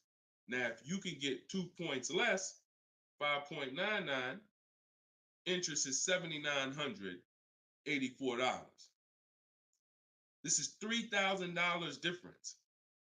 So, do you see how if you're not getting the best loan offer just as serious as you're taking trying to get the best price, you get a good price and then you'll give it back to the bank who's giving you the loan. So this is why we get big. So we're now going to let all these people run your credit. This is when you do your hard inquiry. You don't do it before this. Hard inquiries, credit unions, online banks, your bank, your credit union, everybody's bidding now. And now what you're going to do, once you take the best offer from that round, that's round 2, that's when you're going to call the dealer and you're going to tell them what that best offer is and see if they can beat it. Because the dealership has another 7 to 10 to 12 banks that they're going to be competing to try to get your business. So this is the bank bidding war. So when I created this product, and if you do this right, as I said, what I know you were taught, who was taught, be honest, we're live right now. This is our Thursday, 12 p.m. live. Who was taught, don't let people run your credit. When you have multiple inquiries, it lowers your credit score. Who was taught that? Type me if you were taught that. Don't let these banks, don't let people run your credit. You can't have all these people doing hard inquiries or they're going, it's going to jack your credit score up. All right, look, that right was taught. Okay. Look, Lisa, I see you. Hold on. Let me go to Instagram so I can see our Instagram comments over here. I always got to go to Instagram Live. Okay, Diana from Facebook. I see you. Hold on. Let's get Instagram in the building. Give me a second. All right. Marinette. All right. Marinette. Okay, I see you. D, I don't even want to try to pronounce your name, but I see you on Instagram. So it's partially true and it's partially wrong. You have to do it the way I just laid out for you. That's called the bank bidding war. And if you want to prove this for yourself, you can simply type in rate shopping online and you'll see this is how the credit union, this is how the credit bureaus allow you to rate shop. So they'll give you 14 to 45 days to do it. If you do it like I just told you, it'll only take 2 days. 2 days. One day you're doing all your stuff at home. We're getting all our lenders at home to bid. The next day, we're getting the dealers to get their lenders to bid. And then we're making a decision on who got the best offer. So don't ask yourself. I never want you asking yourself. I never ask myself, did I get the best deal? That's a question of disempowerment. That's a question of weakness. We don't want that. What you should be saying is, following this process, I guarantee I got the best deal because I got offers from all these banks. I can't get offers from 15, 20 banks and not guarantee I got the best rate. The way you shop, or you've been taught to shop or programmed to shop, you're only getting offers from one bank, or you're just letting the dealer do it all for you. That's where your buyer's remorse comes from. That's where your skepticism about, did I really get the best rate, come from. So we won't know what the best rate is until we get all the bids. And that's how we do it. So everything that I'm teaching y'all is part of what's in my book, rated 4.9 on Goodreads. It's called Cars from Home, 7 Steps to Saving Time, Money, and Avoiding Dealers. You could keep typing your questions because Dolan's going to pull the next question and you can put it up on the screen now, Dolan. Put the next question up. But all of you can get your copy for 75% off as long as you get to my website before the 30 minutes expires. This is a welcome offer. Normal price of the book is $97, and it's worth every penny. It's worth actually thousands. But special welcome offer, you get it for 75% off in my TikTok bio, in my Instagram bio, or in the comment section on YouTube or Facebook. Okay, this is Monty from YouTube. She said, my mother's looking to start a new lease soon, but she only drives 5,000 a year. What's the best option? Low mileage lease if she's not keeping the car. So if she's not keeping the car, Monty, watch this. I run this scenario a lot, and I want y'all to, because some of you, you were taught never to lease. If you stick around this channel long enough, you'll see probably within minutes that that's some of the worst advice that you've ever listened to. If you don't keep your cars 8 years, so we'll talk about that. And we show examples. It's not even up for debate. People who try to debate it, they're emotional and they're tied to old advice. So once you have decided you're leasing, which means I'm not keeping my car 8 years, I want to avoid that depreciation, then I need to be shopping for aggressive lease deals, because it's the short term. Again, this is another unseen expense, depreciation. This is why, look, when you buy your car today, you buy a $40,000 car today, you try to take that car back to the dealership a month later, what's it worth? You try to take, you buy a car today for $40,000. You try to take that car back to the dealer a month later. Is it worth $40,000? Right? No. A month. You might have even not you might have not even driven it. But that's the way depreciation works. You don't have to drive the car. In fact, here's another scenario. You could park the car outside your house for a year. You buy it for $40,000, park it right outside your house, don't even touch it. Just start it every now and then to keep the engine running. You come back a year later, that car is not worth $40,000. It's worth probably $32,000. Dang, how did I lose that much value and I didn't even drive it 1 mile? Depreciation. That's called the unseen expense. So whenever you hear me talk about the unseen expense, it's depreciation. So your job is to find the strategies, which is what I teach, to make sure you avoid the depreciation hit. So if you buy a car, Monty, even if she doesn't drive it, even if she only drives it 5,000 per year, 5,000 miles a year, like you're saying, she's losing value. And what she's doing when she replaces the car is she's hoping she could get some of that value back that she lost. It really never happens. Who understands that when you go to trade your car in, you never get what you really thought you were going to get for the car, right? Now I'm going to ask you a question. Everyone who has a car outside that's 10 years old or more, 10 years old or more, type me in the comments. Matter of fact, let me know how many years you've had the car. That's a better one. Type how many years you've had the car. And for those of you who just came to the show, this is our Thursday, 12 p.m. live show. We're actually live right now. This isn't a rebroadcast, although we do rebroadcast these shows throughout the day, all day, so that you can actually catch up, watch the replay. But this is our time. We're live Monday, Tuesday, Thursday, and Friday, 12 p.m. and 3 p.m. Make sure you're here. If you want to engage with us, make sure you're here. If you want to tell your friends, this is the time to be here. Okay. So we got people 11 years. Can Skin on Instagram, 11 years, 13 years. Jessica on YouTube, I see you. 6-year Jeep Wrangler. Well, I wanted to hear from people who are longer. 2018 Sakia. So, all right, 15 Tahoe. Okay, I'm talking about the people who've had a car 10 years or more. One thing about you that listen, are y'all worried about how much you're really going to get for that car? Are you overly worried about it? Most of you are going to say, no, not really.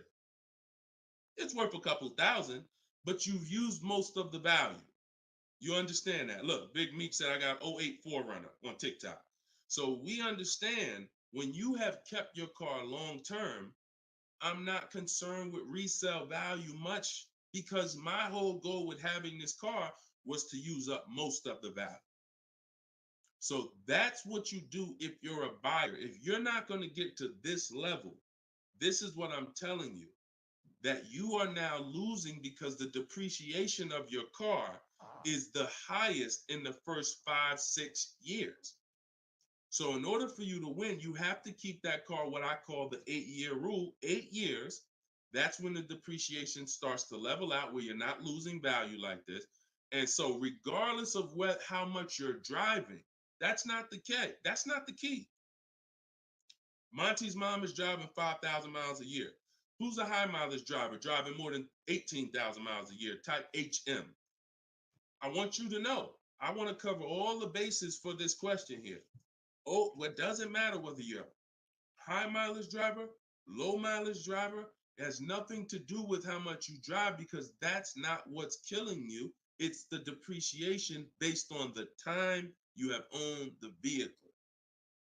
And if you're not keeping that car 8 years, you should be shopping for aggressive leases. Now, before we go to the next question, I'm going to show y'all an example of why it is impossible.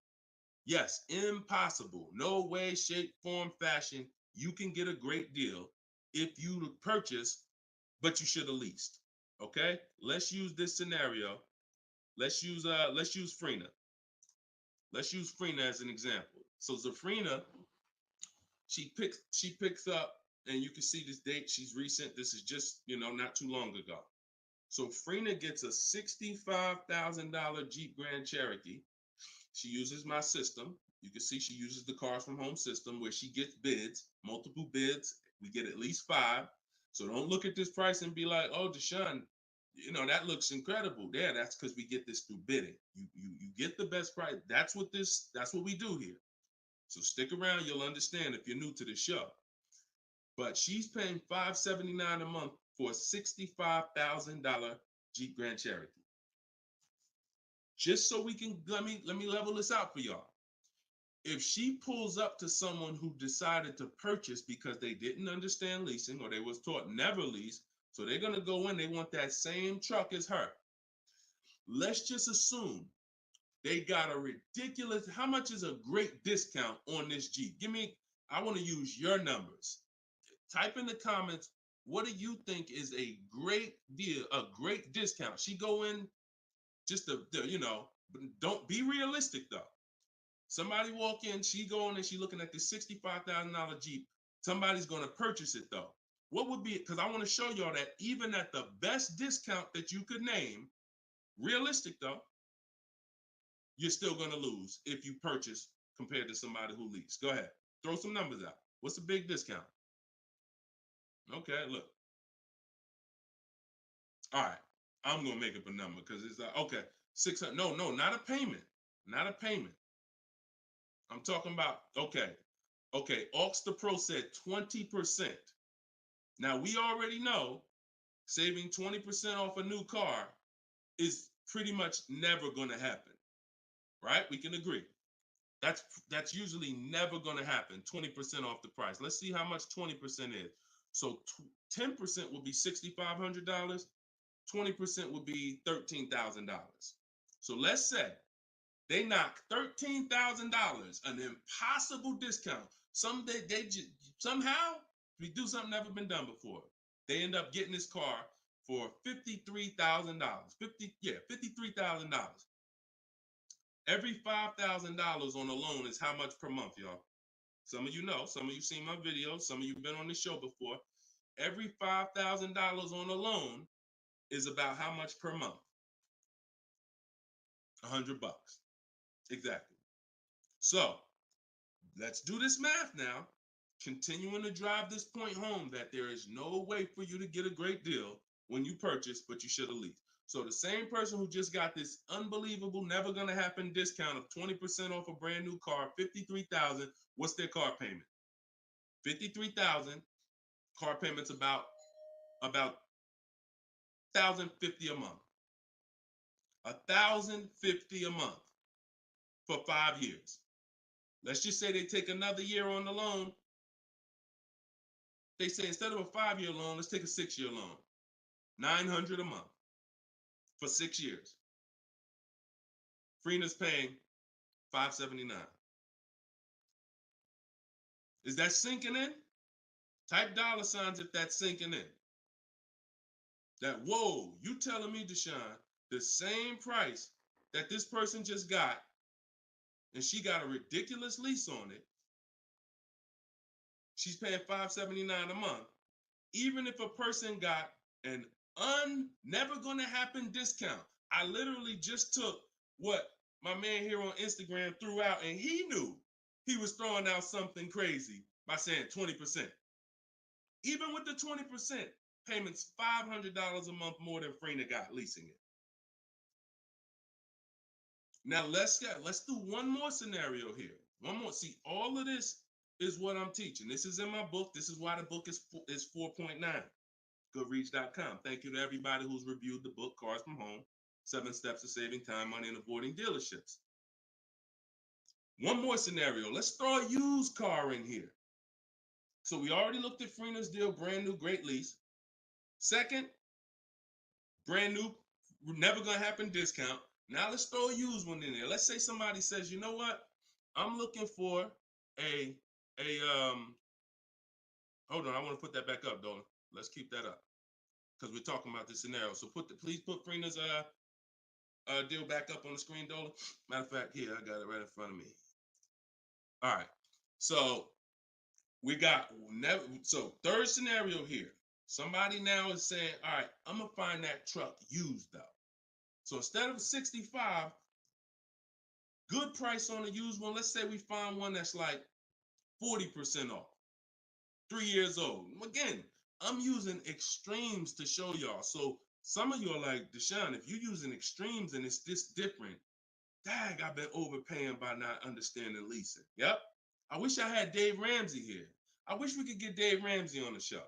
You know, I wish he was in the audience. I wish him, because unfortunately, look, shout out to Dave. I know he has the right heart, the right intentions, but he has the wrong information.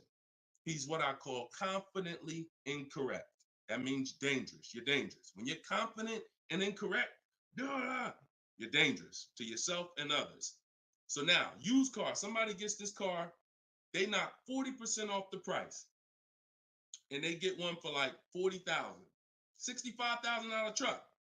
I got one 3 years old. I paid $40 for it. Every $5,000 we just said is about $100 a month. 40 payments, $800. You take a 6-year loan, payments $725.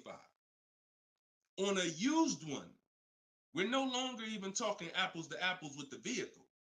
On a used one, $579 Freener's paying, $725 for a 6-year loan on a used one, 3 years old, 1 year on the warranty left. Then you're on your own. $1,000 a month to buy a brand new one. See, son, you getting mad yet? Are you getting mad yet at the people who taught you not to lease? Now, who should be? Because some of you, if you just tuned in, you might be thinking, oh, Deshone, so should I only lease? No. If you are not keeping your cars 8 years, then you should only lease. Because when you buy, if you keep the car long enough, you can win. Because you're going to pay double what Freener's paying if you buy a brand new one. You're going to pay more on a used one, but eventually you pay off the car, you keep it 8, 10, 12 years. The longer you keep it, you can catch up. You're still not going to, you get what I'm saying? Because Freener's always going to have a payment. If she keeps leasing, she's always going to have a payment. But if you keep buying your cars, trading them in 5 years, trading them in 6 years, trading them in 4 years, you are no way, shape, or form even close to this. You're thousands and thousands of dollars away. There's thousands of dollars more every year coming out of your bank account than someone who understands leasing. Yeah. Tell your parents, tell your cousins, tell your brothers, tell your spouse. This is what I've been ranting about for years, trying to get you to understand. That's why I say there's no way to get a great deal if you don't understand. If your deal's on the wrong foundation, no way to get a great deal. It's impossible, no matter how much you save on the car. Okay? So yeah, we go deep on that today. Good. I'm happy we got a chance to go deep. All right. I see a lot of people typing $signs. You understand. All right, Dolan, shoot the next question up. Skinner, I see you on YouTube, man. It's real. It's real. This is what we do, man. I'm glad we gotta look. I'm the bad news first person, so don't think I gotta share the bad news first, and then but I'm also giving you the olive branch to like you can change this. You can start doing things different. You can start shopping different. You can learn how to make these people big. So go ahead, shoot the next question up, Dolan. Let's keep them coming. We're Thursday. We're live right now, y'all. So if you just jumped on the show, this is our live 12 p.m. show. Type your questions, and can y'all tap the screen on TikTok? Can we shoot those likes up? Can we? If you're gonna spend time with us and you're getting value out of what we're doing, I need everybody who's getting value hit the like button and start tapping the screen if you're on TikTok just to show that. Run those likes up. All right, I see it. See y'all lighting it up already. All right, Facebook, James. I'm an old school guy that was told not to let anyone run my credit. I'm not even sure how to download your book. Maybe you could walk us old timers through the process of downloading it. Unfortunately, I teach an online system. I'll be the first one to tell you my system's online. My system's right here in front of a computer. I've worked personally with probably 1,600 people personally in my coaching program since 2021. They got to know how to use a computer. I've had older people who get their children, who get their grandchildren come because and sorry y'all, my eyes are watering. I got a little something trying to jump on me, but we good. But I would be lying to you if I told you this isn't based on because we use copy and paste systems. You're sending emails, so that's one thing I can say. I wish I could, tell you otherwise. But if you want to use what I teach, I mean, now I've had people who get their grandchildren or get their children because my system to get great deals only takes 90 minutes. It only takes 90 minutes. That's why when you go to the page and you see my book, a lot of you are going to see the first thing I say on my website is this will teach you how to get below market deals in as quick as 48 hours. And the time you're putting in to get those deals is probably going to be about 90 minutes once you learn, as I walk you through my 7-step process. But you got to know how to use a computer. So I'm just being real with you. Like, I wouldn't tell you to get the book if you're not comfortable sending emails, copying and pasting, because it is an online system.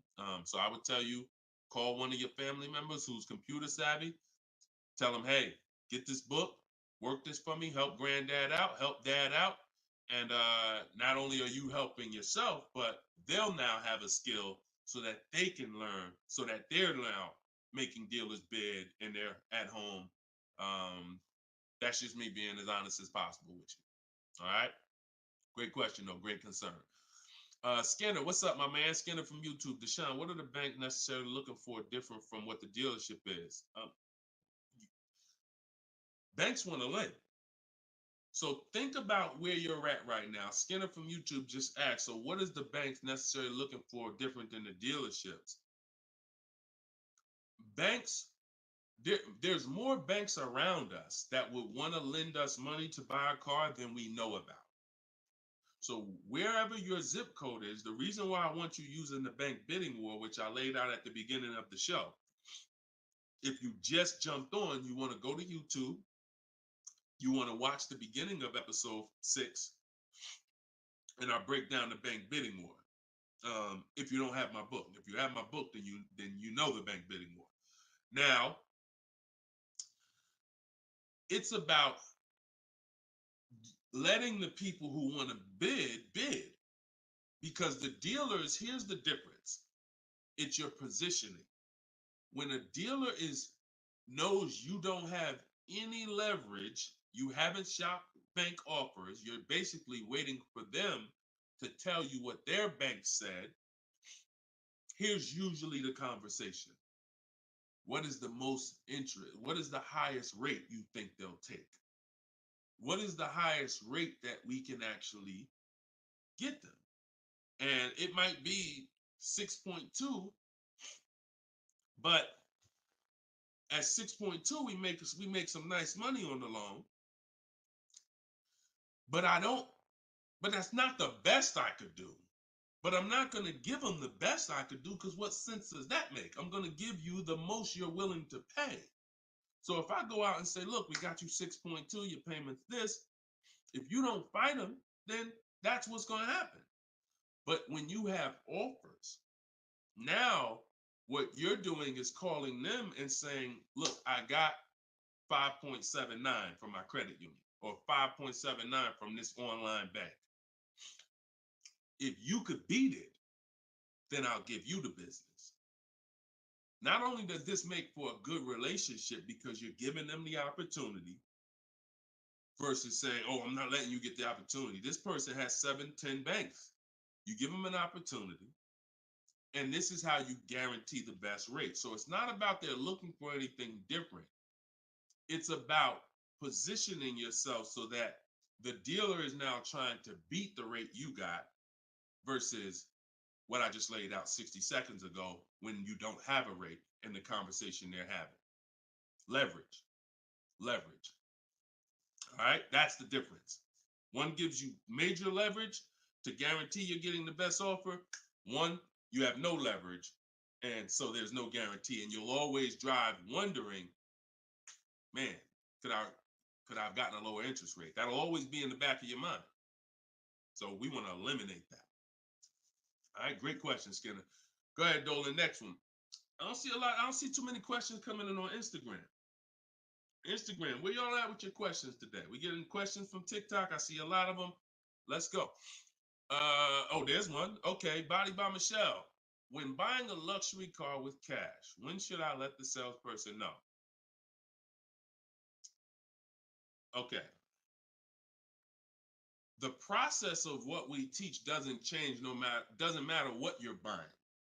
We've had people get Maseratis, get high performance BMWs. I know this works because bidding just works. So first thing you have to do, Michelle, is realize I need to get at least 5 offers, because we're so concerned with how we're going to pay for the car that we're not thinking about which dealer is going to sell us the car for the lowest amount. Now, some of you may have been taught every dealer has the same price.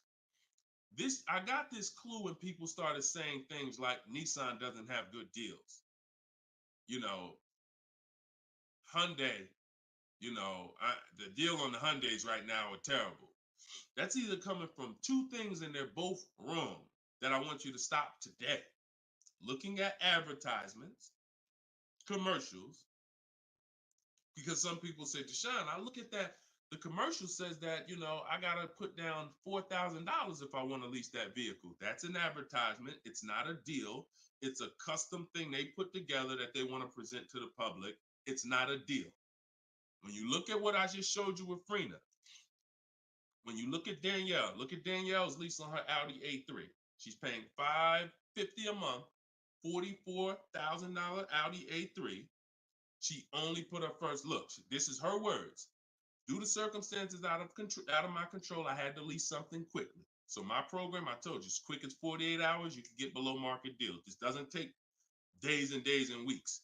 I took the course last weekend, did all my emailing back and forth because she's in my video program. So I do have my book, and then I have that same book in a video program.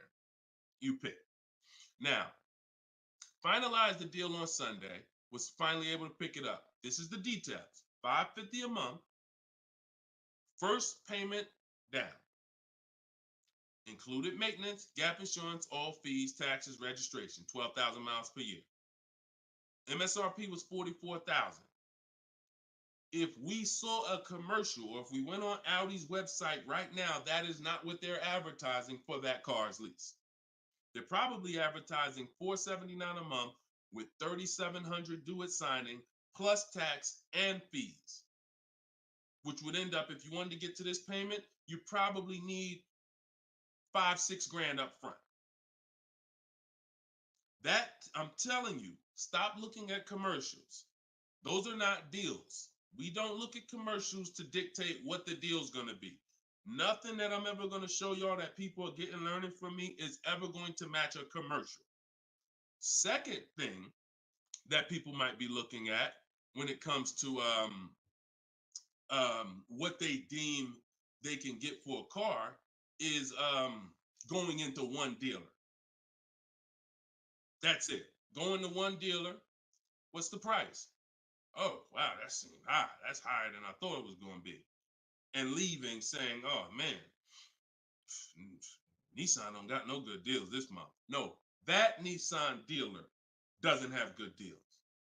And again, you have no leverage. So the first thing I want you to think about, Michelle, is changing the way you shop so that you can forget about how you're going to pay for the vehicle. First paramount thing is to make sure that I'm getting 5 offers, because we've done the statistics. I got people all around the country shopping that report to me. 80% of dealers are overpriced.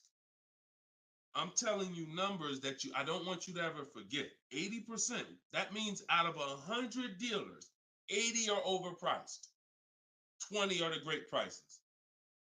So you're not going to walk into a dealer and get a great price, because you have more of a shot of walking into an 80% dealer than you do a 20%.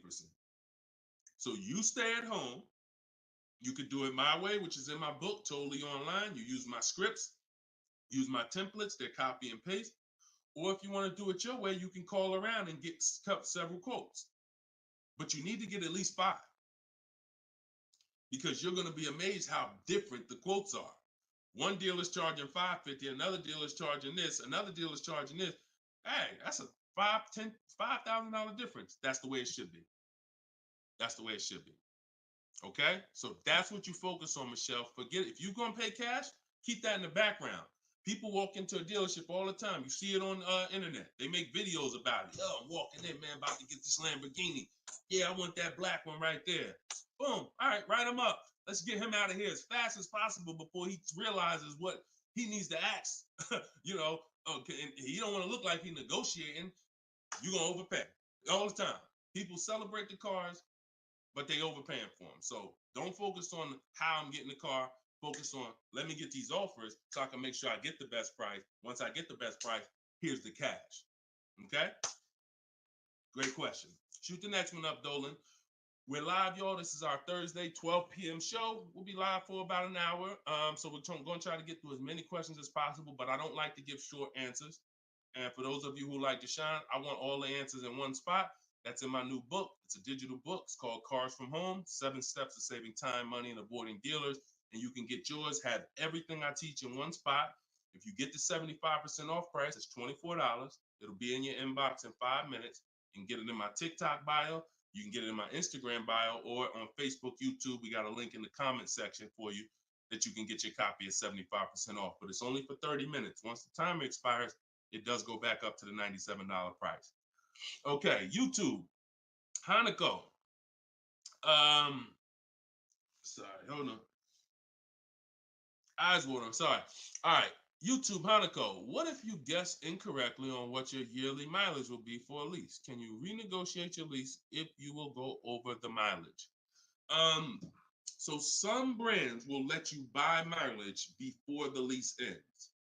So you can buy them, but I think BMW has it where you can buy the mileage for like 15 cents, but you can't be within like the last 3 months or last 6 months, something like that. So everybody, if you do have that option, you want to call your leasing company and you want to see. But I teach to estimate your miles. Like I have a chapter in my book. It's not even a chapter. It's like a little section called Choose Your Mileage Wisely, where we walk you through the math.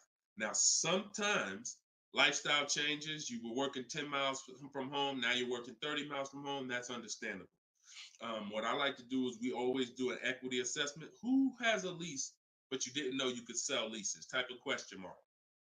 If you did not know that you could sell a lease, I want you to type a question mark in the comments, because you need to get familiar, and every one of you who are going to be replacing your cars, whether you own it, lease it, anything, you need to get familiar with what we call an equity assessment.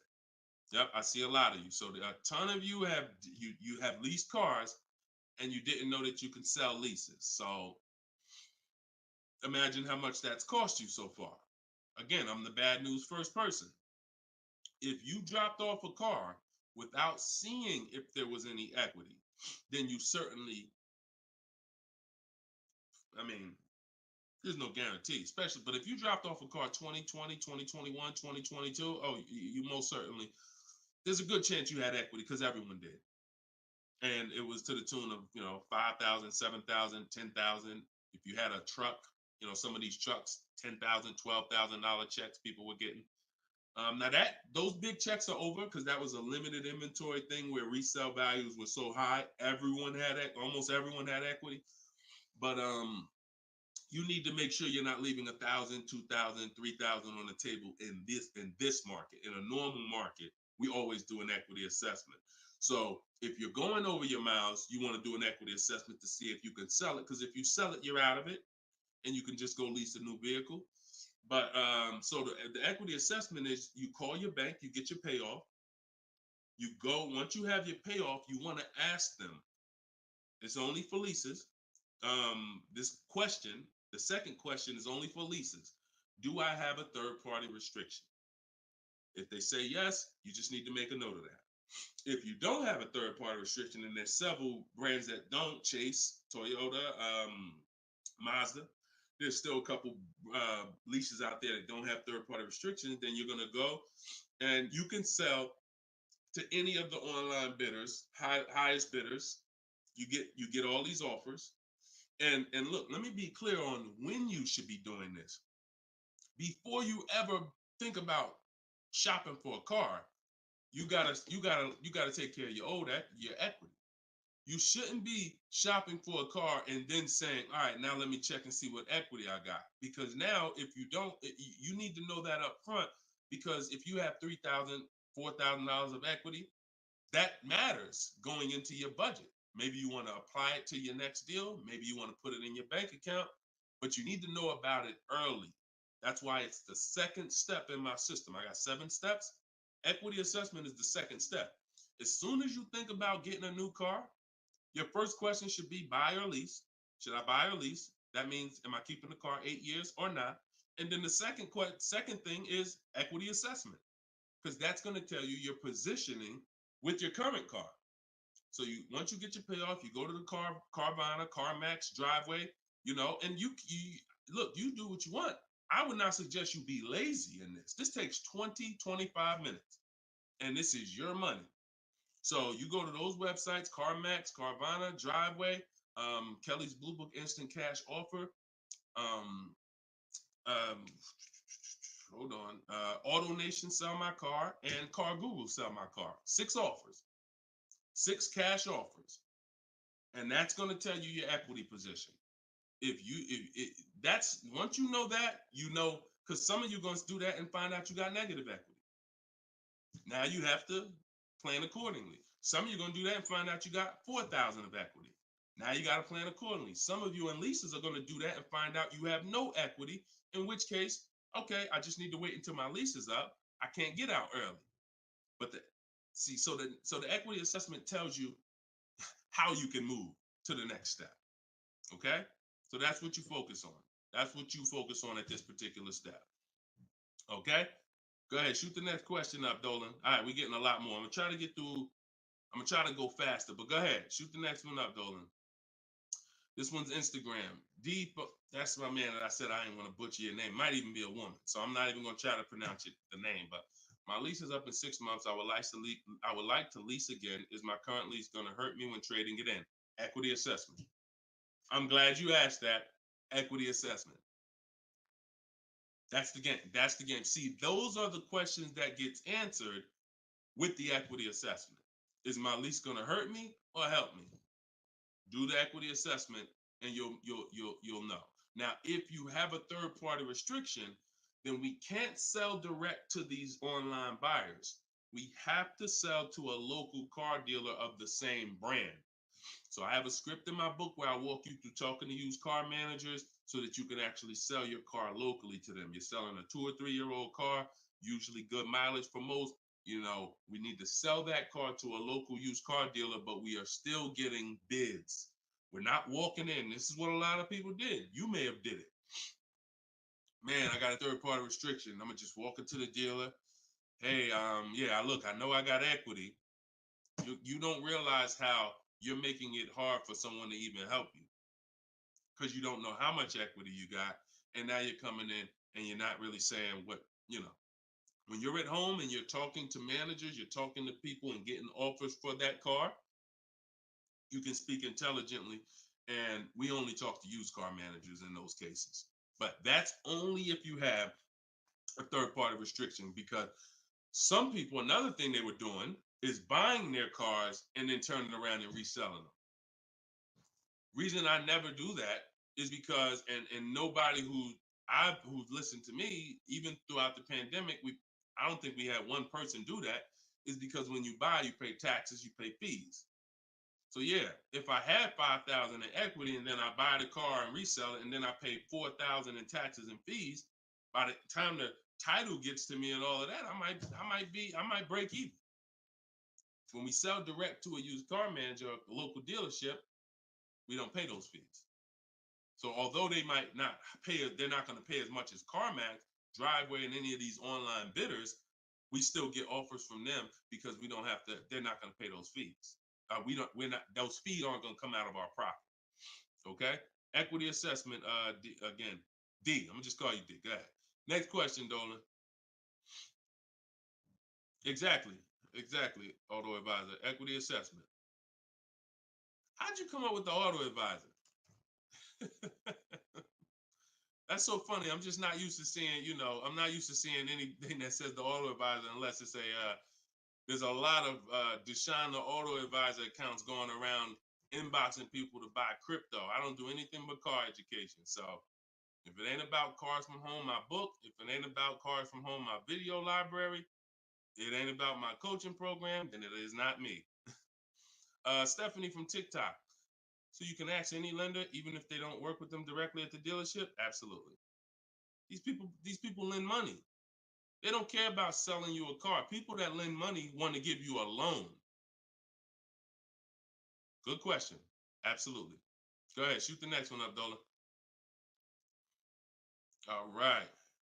Everybody getting value out of the show so far? Type dollar signs. Let me see the dollar signs. If you're enjoying and you're getting value out of this show, by the way, for those of you who just came, this is live. This is our Thursday live show. We rebroadcast these shows throughout the day, so that everyone can rewatch them. So you might see a rebroadcast, but Monday, Tuesday, Thursday, and Friday, 12 p.m. and 3 p.m. is when we're actually live. So when your coworkers, your family is talking about car shop, you want them here 12 p.m., 3 p.m. We're actually live Monday, Tuesday, Thursday, and Friday, Eastern time.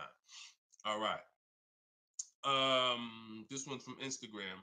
How do you get a great lease deal? Bids. It's the only way.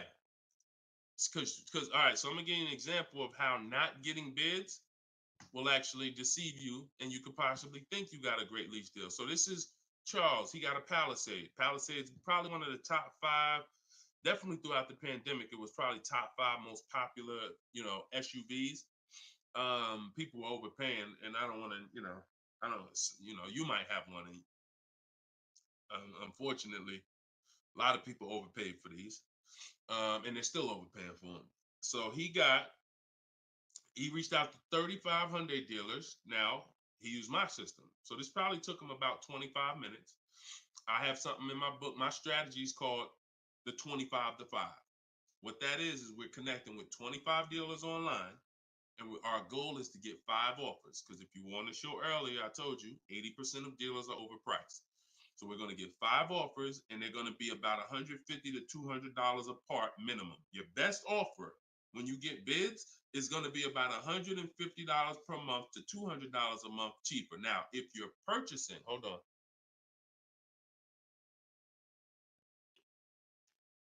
All right. Now, if you're purchasing, you're going to see, for those of you who are buying new cars, because we have several people that do that, you're going to see that there's about a $5,000 difference minimum between your best offer and your worst offer. So let's say I was buying this Palisade. When I get my bids, my best offer to my worst offer is going to be close to $5,000 difference. That's when you know you're doing it right. because we get below market car deals.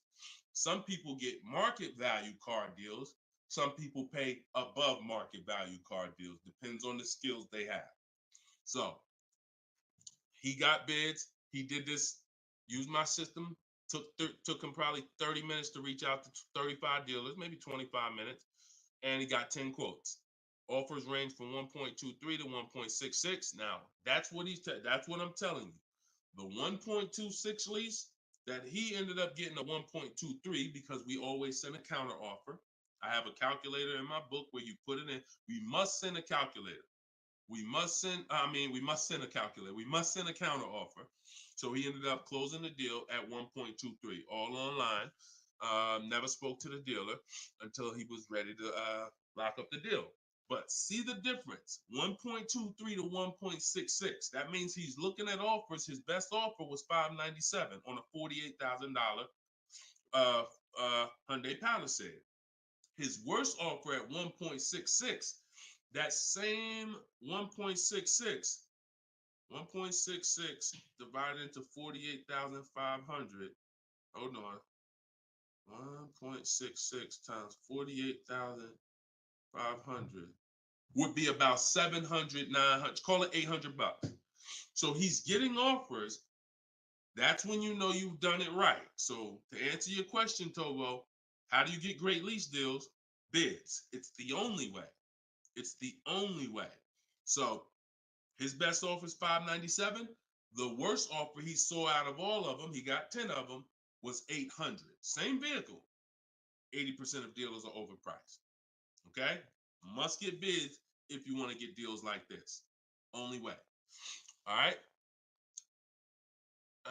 Shoot the next one up. Now, look, hold on real quick. I want to say one more quick thing.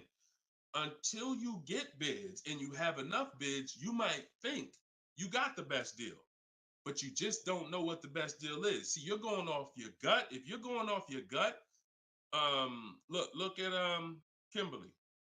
Kimberly saved $20,000 on her Maserati. It's a $91,000 vehicle. She posted, the one she ended up getting was 91 because a dealer near her ended up beating this offer she had, but it was an $86,961 Maserati. They offered it to her for $66,261. So they're taking 20 grand off. But she had offers that were 10 grand off. She had offers that was 12 grand and 8 grand. And if she would have tried to assume, well, damn, 8,000, that feels good. I mean, shoot, brand new Maserati, taking 8,000 off. That gotta be a deal. See how much money she would have left on the table? See how much money she would have left on the table? So we cannot assume. We get multiple offers. We look at the lowest one. That's how we guarantee. All right? Go ahead. Shoot the next one up, Dolan. Great questions today. Great questions. Let's go. All right. We got Emo on YouTube. I test drove an MD. I'm test driving an MDX soon. Okay. I test drove an MDX as soon as we finished. They tried to get me to run my credit. I told them I'm shopping dealerships, didn't like it, so the manager came in the office and tried it. No again. 100%. You look, y'all. If you don't have a plan, you're under someone else's plan. You follow me? I'm gonna say that again. If you got a light bulb emoji, type a light bulb emoji, type a gem emoji. Remember this. If anytime you don't have a plan, you will be subject to someone who has a plan. And there's nobody that has a plan like car salespeople. We know what we're doing. We are not trained in much. We're not trained in finance like we should be. We're not trained in buying versus leasing like we should be. We're not trained in resale values like we should be. We're not trained in insurance products like we should be. There's more insurances to consider with a car than there is a house. Kid you not. Extended warranty, that's an insurance policy. You might use it, you might not. Tire and wheel, that's an insurance policy. Gap insurance. You have auto insurance. There's multiple insurances that you need to consider in this business, when you're buying a car, when you're leasing a car. We're not trained in none of that like we should be. But what we are trained in is how to make sure we have enough information to sell you what we want to sell you. And so if you don't have, and the least, the people with the least integrity, they are certainly going to try to pin you down with the credit check. Can't give you a credit. I can't give you a quote without your credit.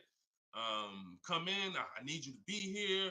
When can you come? First question they ask, y'all, right? Who's getting phone calls from dealers right now? Raise your hand and type me if you're getting phone calls from dealers right now for any reason. Bring your car in early. Hey, your lease is almost up.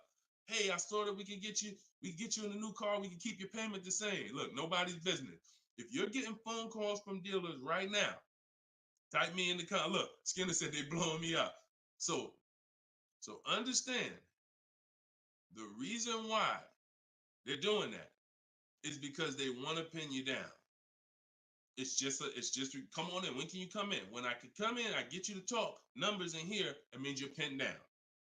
You cannot do this. You're losing all your leverage. So that's why I'm telling you, you're going to shop with a plan if you're following what I'm telling you, if you're following what I teach. Some of you have my book already. Shout out to those who have my book. We're rated 4.9 on Goodreads.com. Appreciate everybody who's reviewed the book. You can get yours for 75% off. It's normally $97, but in my TikTok bio, 30 minutes only, you can get it for 75% off. Instagram bio is $24 if you get the deal in the comment section. But you must have a plan because they have a plan and you don't know who you're dealing with. So that's all I can tell you. But I'm glad you stuck to the guns. Even under the pressure, you didn't let them run your credit. You stuck to the guns. Way to go. All right, go ahead, Dolan. This one's from TikTok. Better to buy used or new? Planning to keep longer than 8 years. Thank you for all that information. Letting me know you understand the 8-year rule. I appreciate you. That's a matter of, okay, so if I'm buying to keep more than 8 years, right? Only question between new or used is a question of budget. Can you get everything you want and need in a new car for your budget? Once you get all your bids, can you get all those bids? Is the best bid that's going to win your business on a new car in your budget comfortably, then get a new car. But now some of you can't afford a new car that covers all your needs. Needs are the most important thing you need to think about. You need to know the difference between wants and needs. Needs is, I got 3 children, I need a third row. Need is, I drive on the highway a lot. I need a car that has good acceleration. That's needs. Needs are things where if you don't get them, you're not going to like the car, you're going to trade it in because it's not doing the basic things you need it to do. That's needs. Wants is, I like to have the sunroof. I don't need it though. But if I can get it in my budget, I'll take it. I like to have this. I like to have that. These are wants. You got to know the difference. Unless your budget can buy everything. But if you can't get everything you want and need in a new car for your budget, then we go used. But if you get everything you want, there's plenty of people who are like, you know what, Deshone, I am a long-term person. I'm keeping more than 8 years. I could afford both. I only get a car every, only once a decade. I want to get a new one. That's fine. And some of you are like, you know what? I really want to go with even more value. So I'm gonna look to get a pre-owned one, not 30% off the price, 20% off the price, 40% off the price. That's fine too. There's no right or wrong there. Just go through it and pick the one that works for you. Great question. Okay. And now I have while you putting the next question up, Dolan, my process for shopping for new cars and leases is totally different than the process we teach on shopping for used cars. It's entirely different. One is called the 25 to 5, where we're reaching out to 25 dealers online, connecting with them, looking to get 5 offers. The other one is the multiple marketplace strategy, where we're on all the online marketplaces where used cars are, and we're narrowing down. We're looking at the used car market, the low prices. We're turning on alerts on our phone so we get notified whenever there's a new car that pops up. Totally different process. Both are online, But with a used car, we cannot do 100% of our transaction online. Sometimes with new cars, we've had people who never left their house. They just went to test drive the car and everything was done online and the dealer delivered the car to them. That's fine because it's a new car. No one drove it. With a used car, we must test drive. So we can only do about 90% of our process with used cars online. 10% has to be in the dealer. Okay. Miss Dollface on Instagram. When is the best time of the month to purchase a car? There is no best time. And I'm going to tell you why. I know you pal. What's the time that you've been taught? I want to hear from you. Like, go to your keyboard right now. What is the time that you've been taught is best during the month to buy a car? And we got a bunch of people on here, a bunch of different people. Tell me the time that you've been taught is the best time to buy. And then I'm going to tell you why that's not the best time. Right? And I know what everybody's going to say. We all going to say the same thing because we were all taught. Well, now I can't say we because I was in the business. Exactly, HBD, end of the month. Cherie said November. Tothy on Instagram, end of the month. Look, Skinner, around the holidays. So your answer, Skinner, was about the same as Sharice. November, coming into the holidays. Now, I want you to picture any other business because what I'm trying to get you to see is that you are taught, programmed to shop for cars different than you shop for everything else in life. Everything else in life, because if you had a business where every single time at the end of the month, just dozens and dozens of people just came into your store because that's what the marketing did. Are you more, and let's really use some real terms here. Are you more desperate to sell something when the store is packed? Or are you more desperate to sell something when the store is empty? See, I want to tell you a story. If I could get you to continue to keep these stories in mind, it'll answer your questions. Now, obviously, everything's in my book. Some of you have my book and you understand all of this is laid out for you. But even as you're listening, I want you to grasp concepts that you're going to see. Are you more desperate to sell something when the place is exactly, Toothy, when the place is empty? Place is empty. If I got a store and I haven't opened up that register all day long, it's daggone 5 p.m. I haven't seen one customer. I'm desperate. But if the store is packed, man, I ain't thinking, what are we giving deals for? You know what I'm saying? What are we giving deals for? The place is packed. We're not desperate. So the marketing is great. The marketing makes you think, oh, end of the month, we're getting the best deals here. There's clowns up here. They got daggone balloons. They got the guy outside with the arms blowing. They got signs everywhere. This is what the place is a carnival. Why do we need to give away these cars? No. You don't want to be sitting next to somebody and Jim drives off with a car and Jim like, all right, man, have a good one, man. Yeah, you here too, man. We was here the same time. Great. Yeah, man, I'm going. And you sitting there and you going to say no to a deal. Salesman looking at you like, hey, look, do you want it or not? Because, we're real busy. It's people waiting in line. Do you let me know? So it's the pressure. It's the like. So I say that to say what you've been taught, the holidays, the end of the year, sounds good. But you're much more likely to get a deal when there's no one in the showroom. The 10th of the month, the 2nd of the month, place is dead. And I like to make sure you're positioned. So what I teach is something you need to have 2 dates in mind. 2 dates. Every time you're shopping for a car, I teach you need to know these 2 dates. The as soon as date and the no later than date. The as soon as date is the soonest you can buy a car. Soon as you can buy a car, as soon as date. You're not in the market until your as soon as date is today. Step 5 in my process, my 7-step process is in the market, getting offers. I can buy something today. That's my as soon as date. My no later than date is my deadline. Now you have to know these 2 because the time in between is your leverage.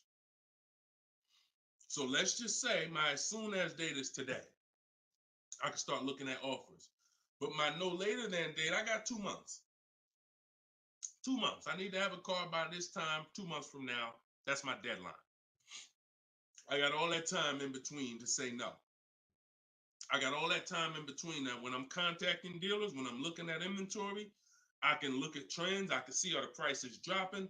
I can have alerts on my phone, getting access to the new inventory. This is our process. So some of you are like, Deshone, I need a car in a week. Well, you still have a as soon as date and a no later than date. 3 days, soon as date, no later than, doesn't matter. So you have to know these 2 dates because in between is your leverage, which is why I don't want you emergency shopping unless it's an emergency. Okay? I don't want you emergency shopping. Don't get into the habit, don't stay in the habit of emergency shopping. Oh, I'm going to put it off to the last minute. And then, oh, I got to go into the dealership. Oh, I need a car this week.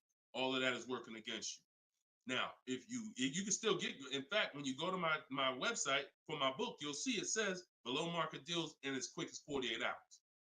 But the more time you have, the more time you have to say no. Programs change every month. You see deals change, lease programs change, rebates change.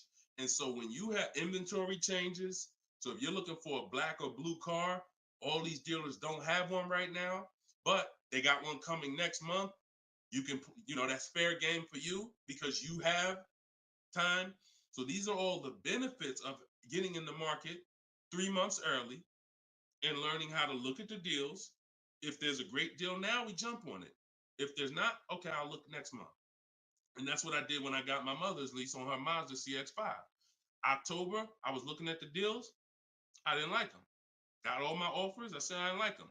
Now, the great thing is I made contact with all these dealers. So they know.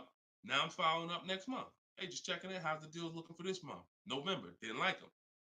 3rd month, December, got the deal I liked. Wrapped it up. So don't always think time is an asset.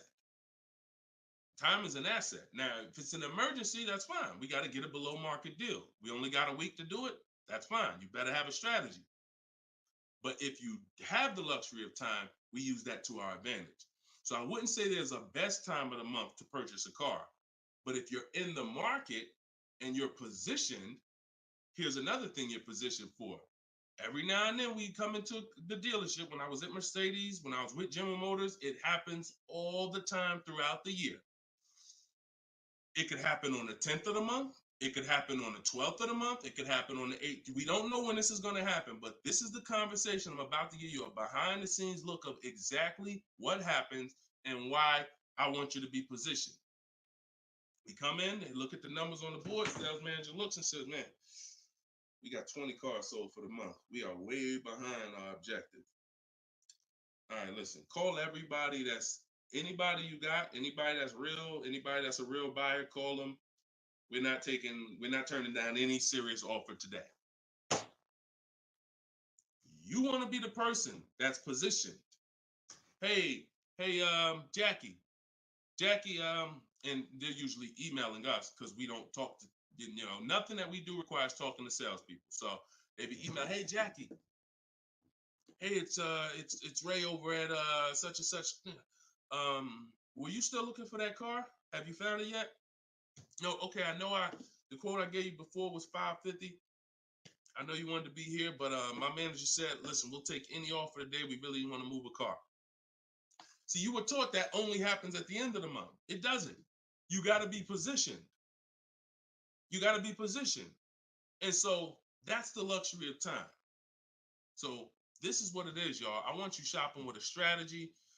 Like, this is what I want you shopping with. All of this is in my new book, Cars from Home, 7 Steps to Saving Time, Money, and Avoiding Dealerships. Learning the science of making dealers and banks bid for your business while you sit at home, getting below market car deals in under 90 minutes. And you can get your copy for 75% off in my TikTok bio, in my Instagram bio, or you can click in the comment section on YouTube and Facebook. We got a comment pinned for you guys. Or if you're watching us on TV, you can scan that QR code with your phone. Get your copy, use it, use everything in it. I'll walk you through everything in there. Leasing is in there step by step. Purchasing new cars in there step by step. Purchasing used cars step by step. High mileage drivers, I got 2 strategies for you. If you're a short-term high mileage driver, everything's in there step by step. If you have credit issues, I walk you through step by step. So get your copy. We are back live for episode 7 at 3 p.m. And well, like I said, this is not a rebroadcast. We do these live shows Monday, Tuesday, Thursday, and Friday, 12 p.m. and 3 p.m. So we'll be back for our next segment in a little bit if you want to join us. If not, tell your friends about us, and we look forward to it. We always look forward to the people who are ready to change their life, empower themselves, stop shopping like desperate victims, begging people to help you, begging people to give you a car, begging people to help you. Please, can I get no money down?